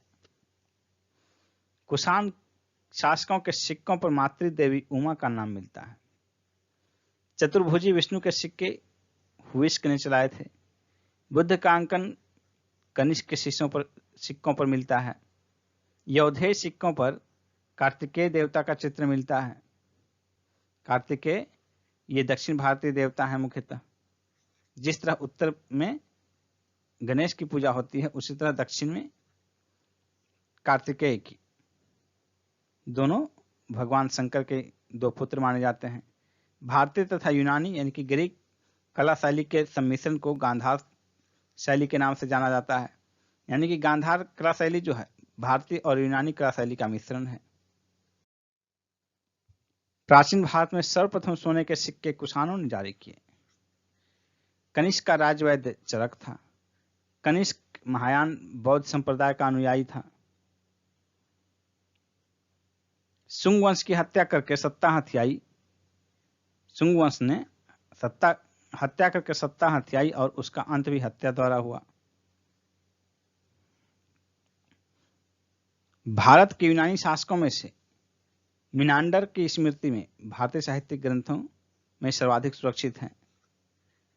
भारत के यूनानी शासकों में से किसकी स्मृति? तो मिनांडर की स्मृति भारतीय साहित्यिक ग्रंथों में सर्वाधिक सुरक्षित है। मौर्योत्तरकालीन विदेशी आक्रमणकारी देखिए, सूची आपके समक्ष है। हिंद, यवन, सक्सिथियन, पार्थियाई, पहलव, कुषाण, यूची। इनके आगमन का समय देखिए दिया गया है मूल निवास हिंदुओं का बैक्ट्रिया अफगानिस्तान में था। सक्सिथियन का सीरिया ईरान,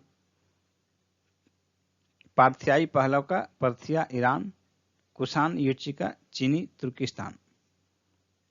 और इन वंशों का सर्वाधिक महत्वपूर्ण शासक कुषाण वंश का देखिए कुषाण है। राजधानी भी इनकी दी गई है हिंदुओं का वर्तमान में सियालकोट। महाराष्ट्र में प्राप्त अभिलेख तथा सातवाहन अभिलेखों में उल्लेख सक्सिथियन का। कुषाण के उज्जैनी वर्तमान में उज्जैन का क्षेत्र, फिरोजपुर वर्तमान में पेशावर का क्षेत्र। गुप्त काल में हम लोग देखते हैं गुप्त राजवंश का प्रथम शासक कौन था। गुप्त राजवंश का प्रथम शासक श्रीगुप्त था। नगरों का क्रमिक पतन गुप्त काल की एक महत्वपूर्ण विशेषता है। प्राचीन भारत में गुप्त वंश को शासनकाल का स्वर्ण युग कहा जाता है। गुप्त वंश की अवधि 275 से 550 ईस्वी तक मानी जाती है। भारत का नेपोलियन समुद्रगुप्त को कहा जाता है। समुद्रगुप्त प्रथम गुप्त शासक था जिसने परम भागवत की उपाधि धारण की। इसके बाद गुप्त शासक चंद्रगुप्त द्वितीय ने भी परम भागवत की उपाधि धारण की थी। गुप्त संवत की स्थापना चंद्रगुप्त प्रथम ने की थी। किस गुप्त राजा का एक अन्य नाम देवगुप्त भी था, चंद्रगुप्त द्वितीय का। गुप्त काल में उत्तर भारतीय व्यापार ताम्रलिप्ति पत्थर से संचालित होता था। इलाहाबाद अष्टम अभिलेख प्रयाग प्रशस्ति से समुद्रगुप्त के शासनकाल तथा सैन्य अभियान के विषय में जानकारी प्राप्त होती है। चंद्रगुप्त प्रथम ने सर्वप्रथम सिक्के जारी किए थे। गुप्तकालीन स्वर्ण मुद्रा को दिनार कहा जाता है। दिल्ली की कुव्वत-उल-इस्लाम मस्जिद के प्रांगण में स्थित प्रसिद्ध लौह स्तंभ चंद्रगुप्त विक्रमादित्य की स्मृति में बनाया गया था। चंद्रगुप्त द्वितीय को शक विजेता भी कहा जाता है। गुप्त शासकों की प्रमुख उपाधियां। शासक देखिए श्रीगुप्त का उपाधि आदिराज या महाराज। उसी तरह चंद्रगुप्त द्वितीय इसका विक्रमादित्य या विक्रमांक। स्कंदगुप्त का शुक्रादित्य या शक्रोपम। समुद्रगुप्त का पराक्रमांक। कुमारगुप्त महेंद्रादित्य। चंद्रगुप्त प्रथम महाराजा धीराज। गुप्तकालीन अधिकारी ये अधिकारी हैं और संबंधित विभाग। महासेनापति सेना का सर्वोच्च अधिकारी होता था। रणभंडारिक सेना की आवश्यकताओं की पूर्ति करने वाला प्रधान अधिकारी होता था। महासंधि विग्राहक ये युद्ध तथा शांति का प्रधान होता था। महाभंडागाराधिकृत ये राजकीय कोष का प्रधान होता था। महाअक्ष पटलिक ये अभिलेख विभाग का प्रधान होता था। सर्वाध्यक्ष केंद्रीय सचिवालय का प्रधान होता था। महाप्रतिहार राजप्रसाद का मुख्य सुरक्षा अधिकारी होता था। ध्रुवाधिकरण भूमि कर वसूल करने वाला विभाग का प्रधान होता था। अग्रहारिक ये दान विभाग का प्रधान होता था, बहुत ही महत्वपूर्ण है ये। महाबलाधिकृत ये सेना का सर्वोच्च अधिकारी होता था। महादंडनायक ये न्यायाधीश होता था। दंडपाशिक पुलिस विभाग का सर्वोच्च अधिकारी होता था। विनय स्थिति स्थापक ये शिक्षा अधिकारी होता था। गुप्त काल में सुश्रुत अपनी आयुर्विज्ञान विषयक रचना के लिए प्रसिद्ध था। चंद्रगुप्त के नवरत्न में फलित ज्योति से संबंधित था छपनक। चंद्रगुप्त द्वितीय 375 से 415 ईस्वी एक विद्वान तथा विद्वानों का आश्रयदाता था। उसके दरबार में 9 विद्वानों का एक समूह नवरत्न निवास करता था, जिसमें कालिदास, धन्वंतरी, छपनक, शंकु, वेताल भट्ट, अमर सिंह, घटपर्रक, वराहमिहिर और वारुची जैसे विद्वान थे। शक तथा गुप्त संवत के मध्य 242 वर्ष का अंतर है। गुप्तकालीन चांदी मुद्राओं को रूपक कहा जाता था। गुप्तकालीन मंत्सर अभिलेख में किस श्रेणी का उल्लेख किया गया है? तंतुवाय। गुप्त काल की कृषि व्यवस्था का महत्वपूर्ण लक्षण क्या था? सामंतवाद का प्रारंभ। गुप्तकालीन भूमि का वर्गीकरण देखिए। खेती करने योग्य भूमि को कहा जाता था क्षेत्र, निवास करने योग्य भूमि को वास्तु, जो भूमि कृषि योग्य नहीं है उसे खील, जंगली भूमि को अपरहत, पशुओं को चरने के लिए छोड़ी गई भूमि को चारागाह। प्रवरसेन प्रथम ने 4 अश्वमेध यज्ञ किए थे। कायस्थव का उल्लेख मुद्रा राक्षस में मिलता है। कायस्थव ईंटों से निर्मित गुप्तकालीन मंदिर बिठूर में स्थित है। गुप्त काल में पैठन की प्रसिद्धि का कारण था व्यापारिक मंडी होना। गुप्त काल के समय में ही मध्य भारत में रजत सिक्कों, मयूर शैलों में का प्रचलन हुआ। उसमें महेंद्रादित्य की उपाधि धारण की। नालंदा विश्वविद्यालय की स्थापना कुमार गुप्त के शासनकाल में की गई थी।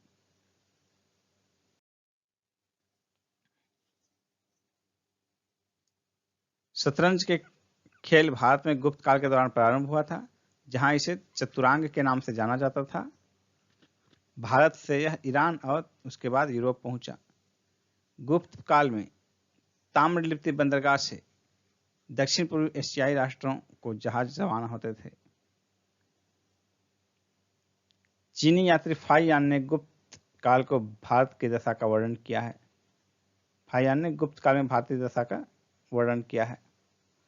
भारत हिंदू देवी देवताओं को समर्पित सबसे प्राचीन मंदिर गुप्त काल का है।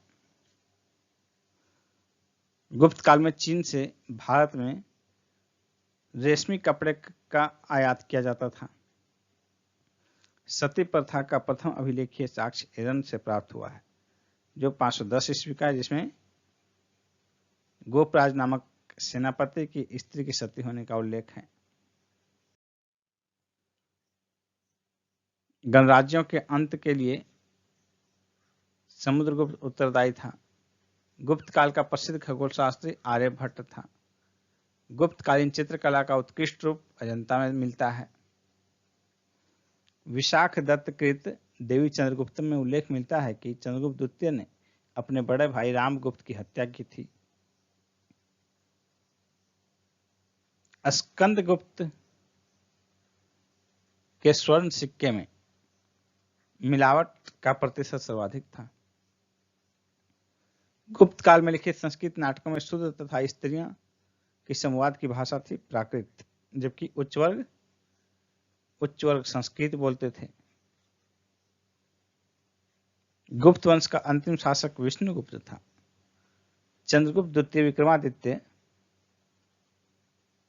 को शकों पर विजय के कारण सकारी कहा गया। प्रयाग अभिलेख में समुद्रगुप्त को लिच्छवी दहित्र बताया गया है।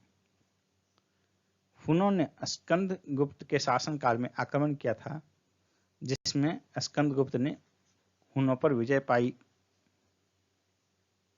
गुप्त काल में श्रेणियों से बड़ी संस्था, जिसके शिल्प श्रेणियां सदस्य थी, को निगम कहा जाता था। अग्रहार का तात्पर्य था ब्राह्मणों को दिया गया भूदान। विदिशा के पास उदयगिरी बुद्ध गुफाओं का निर्माण गुप्त काल में हुआ था। वाराह गुहा का निर्माण भगवान विष्णु के सम्मान में करवाया गया था। गुप्त साम्राज्य के समकालीन प्रमुख राजवंश, उसकी स्थापना और संस्थापक की सूची देखिए। वाकाटक, इसका संस्थापक विंध्य शक्ति 255 ईस्वी में और 330 ईस्वी में सर्वसेन। नागवंश का संस्थापक भवनाग। त्रैकूट राजवंश का संस्थापक इंद्रदत्त। हुन राजवंश का संस्थापक तोरमान। सालंकायन राजवंश का संस्थापक देववर्मन। विष्णु कुंडिन राजवंश का संस्थापक विक्रमेंद्र प्रथम। माथुर राजवंश का संस्थापक अच्युत 325 ईस्वी में, 350 में। शंकर वर्मन। गुर्जर प्रतिहार की स्थापना नागभट्ट प्रथम ने की थी। राष्ट्रकूट साम्राज्य की स्थापना दंतेद्रुग ने की थी। गुप्तोत्तर भारत में मुख्यतः घोड़ों का बड़े पैमाने पर आयात किया जाता था। मौखरी राजवंशों की राजधानी कन्नौज में स्थित थी। सम्राट हर्षवर्धन ने अपने शासनकाल में कन्नौज तथा प्रयागराज में 2 बौद्ध सम्मेलनों का आयोजन किया था। बाल विवाह की प्रथा कुषाण काल में प्रारंभ हुई थी। प्राचीन भारत में सिंचाई कर को विदक भागम कहा जाता था। विदक भागम। हर्ष के प्रशासन में अवंती युद्ध तथा शांति का अधिकारी था। इसके अतिरिक्त कुछ अन्य अधिकारी निम्न थे: शंखनाद सेनापति, कुंतल अश्वसेना का प्रधान, स्कंदगुप्त हस्तसेना का प्रधान, सामंत या महाराज नागरिक प्रशासन का प्रमुख। 3री शताब्दी में वारंगल लोहे के संयंत्रण या उपकरणों के लिए प्रसिद्ध था। पुराणों के अनुसार चंद्रवंशी शासकों का मूल स्थान प्रतिष्ठानपुर माना जाता है। हर्षचरित नामक पुस्तक के रचयिता वान भट्ट थे। हर्ष का शासनकाल 600 से 641 ईस्वी के बीच माना जाता है। सम्राट हर्ष ने अपनी राजधानी थानेश्वर से कन्नौज स्थानांतरित की थी। कवि बाण भट्ट औरंगाबाद महाराष्ट्र का निवासी था। नर्मदा नदी पर सम्राट हर्ष के दक्षिणावर्ती आगमन को पुलकेशिन द्वितीय ने रोका था। नालंदा विश्वविद्यालय बिहार में स्थित है। व्हेनसांग सम्राट हर्षवर्धन के शासनकाल में भारत आया था। भारत में नारियल की खेती सातवाहन काल में प्रारंभ हुई थी। कौशेय शब्द का प्रयोग रेशम के लिए किया गया है। गुप्तोत्तर काल में प्रमुख व्यापारिक केंद्र कन्नौज था। व्हेनसांग की भारत में यात्रा के समय सूती वस्त्रों के उत्पादन के लिए सबसे प्रसिद्ध केंद्र था मथुरा। गुप्तोत्तर काल में भूमि का राजस्व ग्राम सभा के हाथों में थी। भारत में सबसे प्राचीन विश्वविद्यालय नालंदा विश्वविद्यालय था। भीनमाल की यात्रा चीनी यात्री व्हेनसांग ने की थी। चीनी यात्री इत्सिंग ने बिहार का भ्रमण 672 ईस्वी में किया था। हर्ष को 3 नाटकों प्रियदर्शिका, रत्नावली और नागानंद के रचयिता के रूप में जाना जाता है। नालंदा विश्वविद्यालय को बख्तियार खिलजी ने नष्ट किया था। उत्तर गुप्त काल में जजमानी व्यवस्था कहलाने वाली एक नई प्रकार की सामाजिक संरचना का भारत में उदय हुआ था। चीन में दूत भेजने वाले शासक हर्षवर्धन भेजा था, नरसिंह द्वितीय भेजा था, यशोवर्मन और कुलोत्तुंग प्रथम। खजुराहो का मातंगेश्वर मंदिर भगवान शिव को समर्पित है। 100 से अधिक बौद्ध गुफाएं महाराष्ट्र के कन्हेरी में स्थित हैं। पालिताना मंदिर भावनगर में स्थित है। त्रिमूर्ति के नाम से एलिफेंटा की गुफा प्रसिद्ध है। खजुराहो के मंदिर हिंदू तथा जैन धर्म से संबंधित हैं, जिनका निर्माण चंदेल शासकों द्वारा करवाया गया था। एलोरा की प्रसिद्ध शैलकृत मंदिर तथा गुफाएं हिंदू, बौद्ध और जैन धर्म से संबंधित हैं। पशुपतिनाथ मंदिर नेपाल के काठमांडू में स्थित है। बौद्ध गुफा मंदिर में सबसे प्रसिद्ध अजंता की गुफाओं के मंदिर है। एलोरा गुफाओं का निर्माण राष्ट्रकूट राजाओं ने करवाया था। प्रसिद्ध नैमिषारण्य तीर्थ उत्तर प्रदेश के सीतापुर जनपद में स्थित है। शैलकृत मंदिर स्थापत्य का आश्चर्य कैलाश मंदिर एलोरा को माना जाता है। एलिफेंटा के शैलकृत मंदिरों के स्थापित करने का श्रेय राष्ट्रकूट शासकों को दिया जाता है। यहाँ की गुफाएं शैव धर्म से संबंधित हैं। एलोरा के प्रसिद्ध शिव मंदिर का निर्माण राष्ट्रकूट शासक कृष्ण प्रथम ने करवाया था। अंकोर वाट का विष्णु मंदिर कंबोडिया में स्थित है।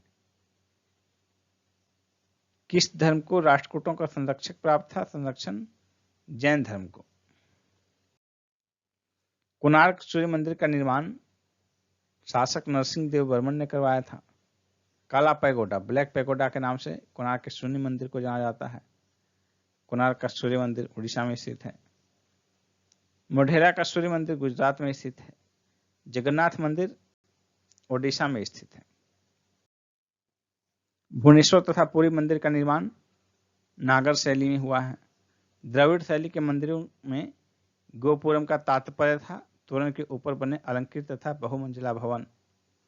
ओडिशा के भुवनेश्वर में स्थित लिंगराज मंदिर वहां के नष्ट हुए मंदिरों में सबसे बड़ा और सबसे ऊंचा मंदिर है। चट्टानों को काटकर महाबलीपुरम का मंदिर पल्लव शासकों द्वारा बनवाया गया। प्राचीन नगर तक्षशिला सिंधु और झेलम नदी के मध्य स्थित थी। ऐतिहासिक दिगंबर जैन तीर्थ स्थल सोनगिरी मध्य प्रदेश में स्थित है। प्रसिद्ध विरूपाक्ष मंदिर कर्नाटक के हम्पी में अवस्थित है। आदि शंकराचार्य ने देश के चारों कोने में 4 मठ स्थापित किए थे। उत्तर में उत्तराखंड में ज्योतिर्मठ, दक्षिण में श्रृंगेरी में वेदांत मठ, पूर्व में पुरी में गोवर्धन मठ और पश्चिम में शारदा मठ द्वारका में।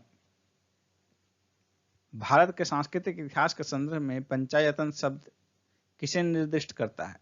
मंदिर रचना शैली को। गंगाईकोंड चोलपुरम के मंदिर का निर्माण चोल शासक राजेंद्र चोल ने करवाया था। राज चोल द्वारा निर्मित बृहदेश्वर मंदिर द्रविड़ शैली का उदाहरण है। बोरोबदुर का प्रख्यात स्तूप इंडोनेशिया के जावा द्वीप पर स्थित है। मंदिर स्थापत्य कला देखिए। प्रमुख मंदिर और कहाँ स्थित है। ऐरन का विष्णु मंदिर सागर जिला मध्य प्रदेश। भूमरा का शिव मंदिर मध्य प्रदेश का सतना। सिरपुर का लक्ष्मण मंदिर छत्तीसगढ़ के रायपुर में। तिगवा का विष्णु मंदिर मध्य प्रदेश के जबलपुर में। नसना कुठार का पार्वती मंदिर पन्ना मध्य प्रदेश में। भीतरगांव का कृष्ण मंदिर कानपुर जिला में उत्तर प्रदेश में। पिपरिया का विष्णु मंदिर मध्य प्रदेश के सतना जिला में। देवगढ़ का दशावतार मंदिर उत्तर प्रदेश के ललितपुर जिला में।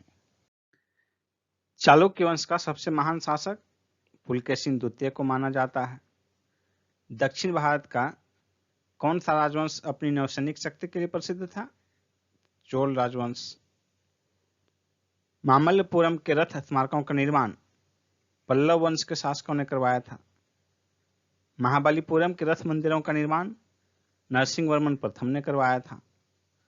पांड्य राज्य मोतियों के उत्पादन के लिए प्रसिद्ध था। चोल काल में निर्मित नटराज की कांस्य प्रतिमा की देव आकृति चतुर्भुज है। दक्षिण भारत में चोल काल के स्थापत्य में विश्व की श्रेष्ठतम प्रतिमा नटराज की प्रसिद्ध कांस्य मूर्ति को माना जाता है। कवि कालिदास के नाम का उल्लेख ऐहोल के उत्कीर्ण लेख में हुआ है। चोलों का राज्य किस क्षेत्र तक विस्तृत था? कोरोमंडल तट एवं दक्कन के कुछ भाग तक। चोल राजवंश के शासक अपने शासन काल में ही अपना उत्तराधिकारी घोषित कर देते थे। चोल वंश के चोल साम्राज्य का अंततः मलिक काफूर ने समाप्त किया था चोल साम्राज्य को।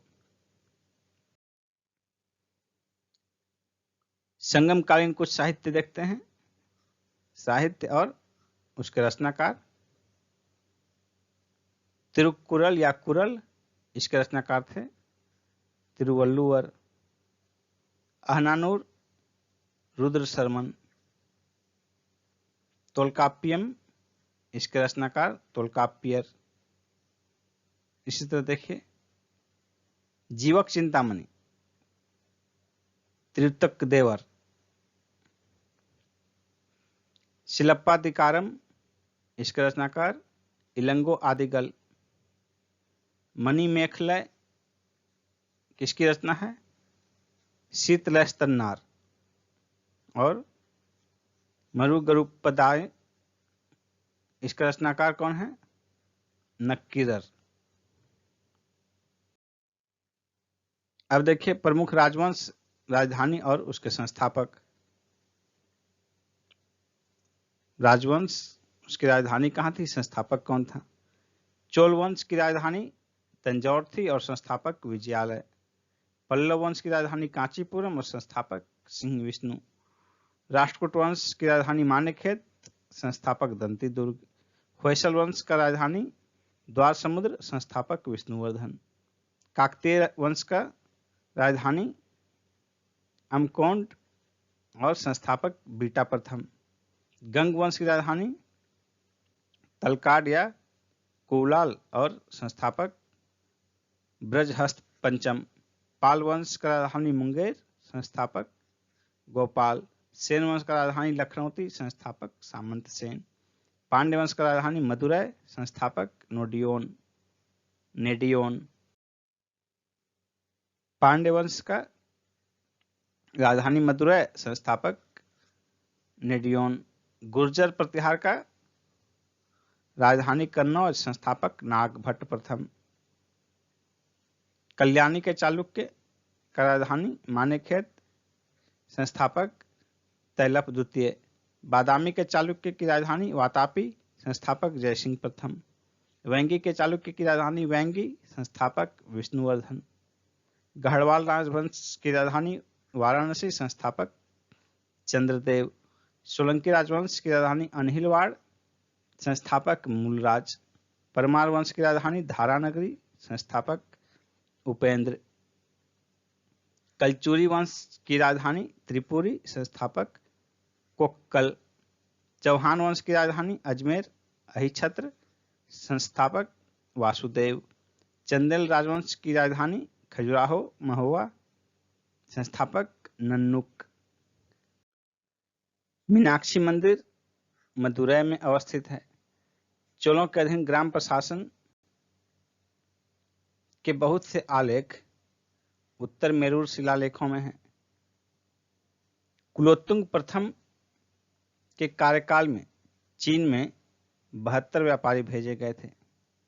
बंगाल की खाड़ी को चोल झील का स्वरूप प्रदान करने वाला शासक राजेंद्र प्रथम था, नौसैनिक शक्ति के विस्तार से। संगम साहित्य में दक्षिण राजवंश कदम्ब का उल्लेख नहीं मिलता है।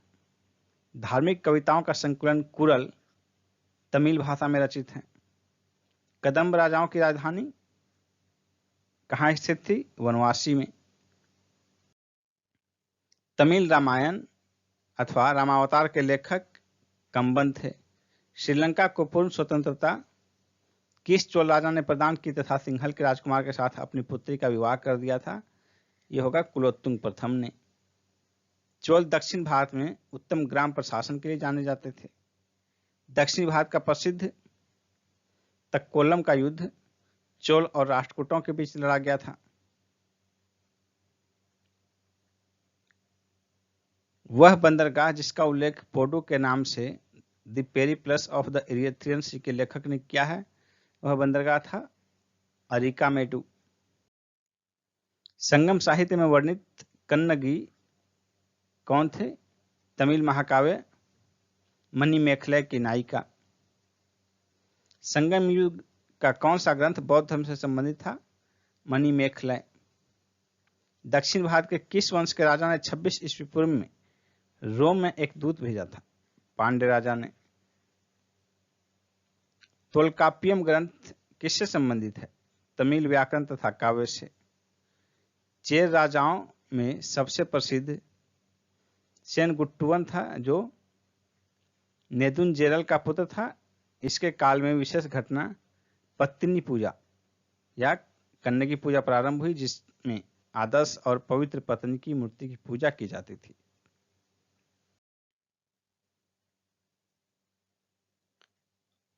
तोलकाप्पियम तमिल संगम तमिलों का प्राचीनतम उपलब्ध ग्रंथ है। वेंगी नदी को पांड्य राज्य की जीवन रेखा कहा जाता है। कन्नड़ साहित्य में त्रिरत्न थे, पंपा, पोन्ना और रन्ना। संगम काल के चोल शासकों में सबसे प्रतापी शासक करिकाल था। महाभारत का सर्वप्रथम तमिल अनुवाद पेरुंदेवनार ने किया था। दक्षिण भारतीय प्रसिद्ध महाकाव्य कुरल के लेखक संत कवि तिरुवल्लुवर थे। संगमकालीन चोल शासकों का धर्म शैव था। संगम युग के शासकीय ग्रंथों की रचना 100 ईस्वी से पूर्व से 100 ईस्वी के बीच की गई थी। संगम कालीन प्रचलित शब्दावली देखिए, कुछ शब्दावलियां हैं जो कि संगम काल में प्रचलित थी मुख्य रूप से, और उनका क्या मतलब होता था, क्या अर्थ होता था। वरियम का तात्पर्य क्या था? उपज की दृष्टि से लिया जाने वाला कर। वरियम इस कर को वसूलने वाले अधिकारी को भी कहा जाता था, वरियर। कराई क्या था? भू राजस्व या लगान, जो कि उपज का छठा भाग होता था और यह राज्य की आय का मुख्य स्रोत होता था। इराई क्या था? सामंतों द्वारा दिया जाने वाला कर या युद्ध में लूटे हुए माल में राज्य का हिस्सा इराई कहलाता था। जबरन लिया जाने वाला उपहार जो है इरावू कहलाता था। उल्गू या संगम सीमा शुल्क तथा मार्ग कर होता था। राज्य की आय का दूसरा मुख्य स्रोत था, पहला मुख्य स्रोत कराई था।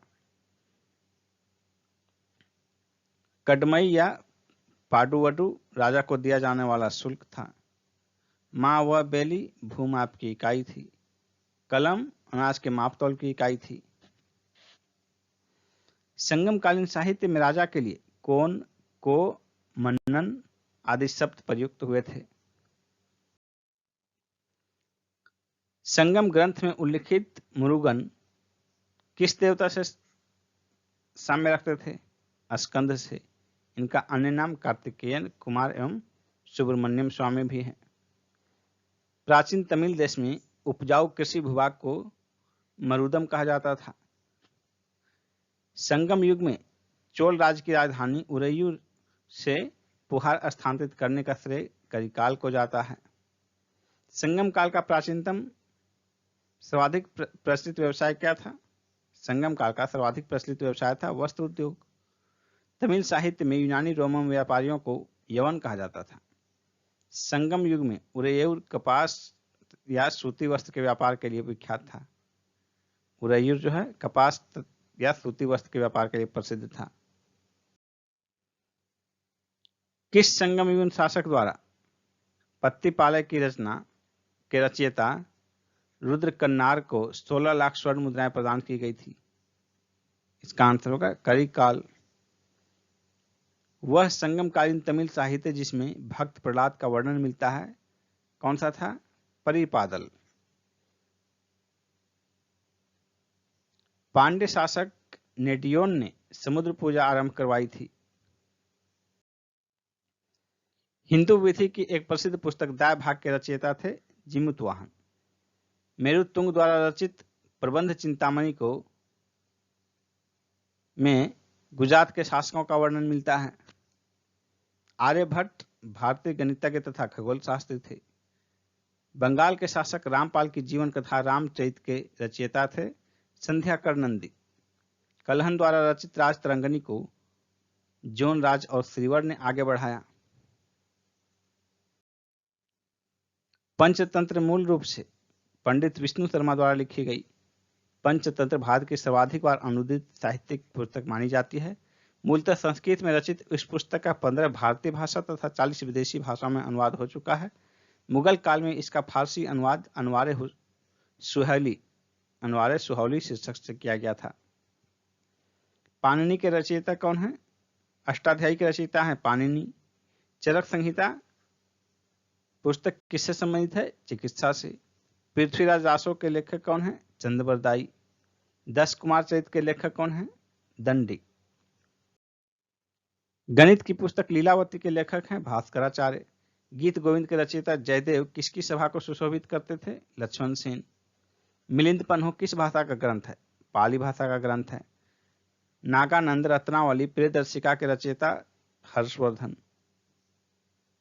शिल्पाधिकारम के लेखक इलंगो। संस्कृत ग्रंथ पृथ्वीराज विजय के लेखक कौन थे? जयानक। विश्वकोशी ग्रंथ किसे कहा जाता है? बृहद संहिता को कहा जाता है। सौंदरानंद किसकी रचना है?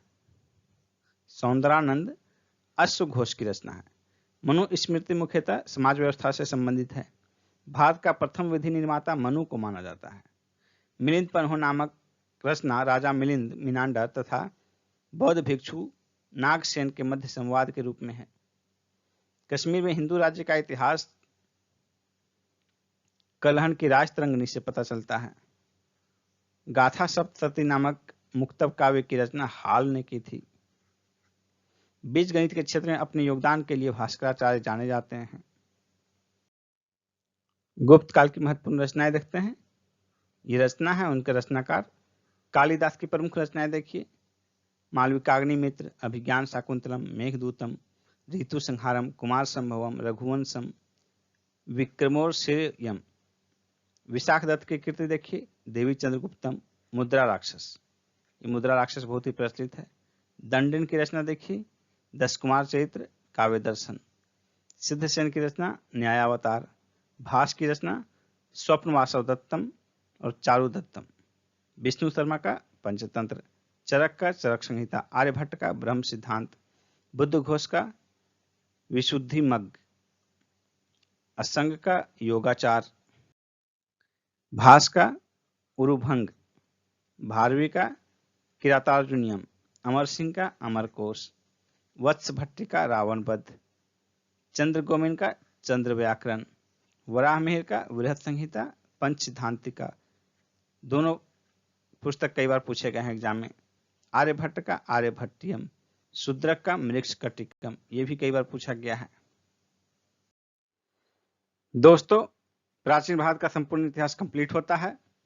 यदि यह वीडियो आपको पसंद आया हो तो इसे लाइक कीजिए और अधिक से अधिक शेयर कीजिए ताकि हमें पता चल सके कि आपको यह वीडियो कितना अच्छा लगा हो, और उसी आधार पर हम अगला वीडियो भी आपके लिए जल्दी ही लेकर आएंगे। दोस्तों, धन्यवाद।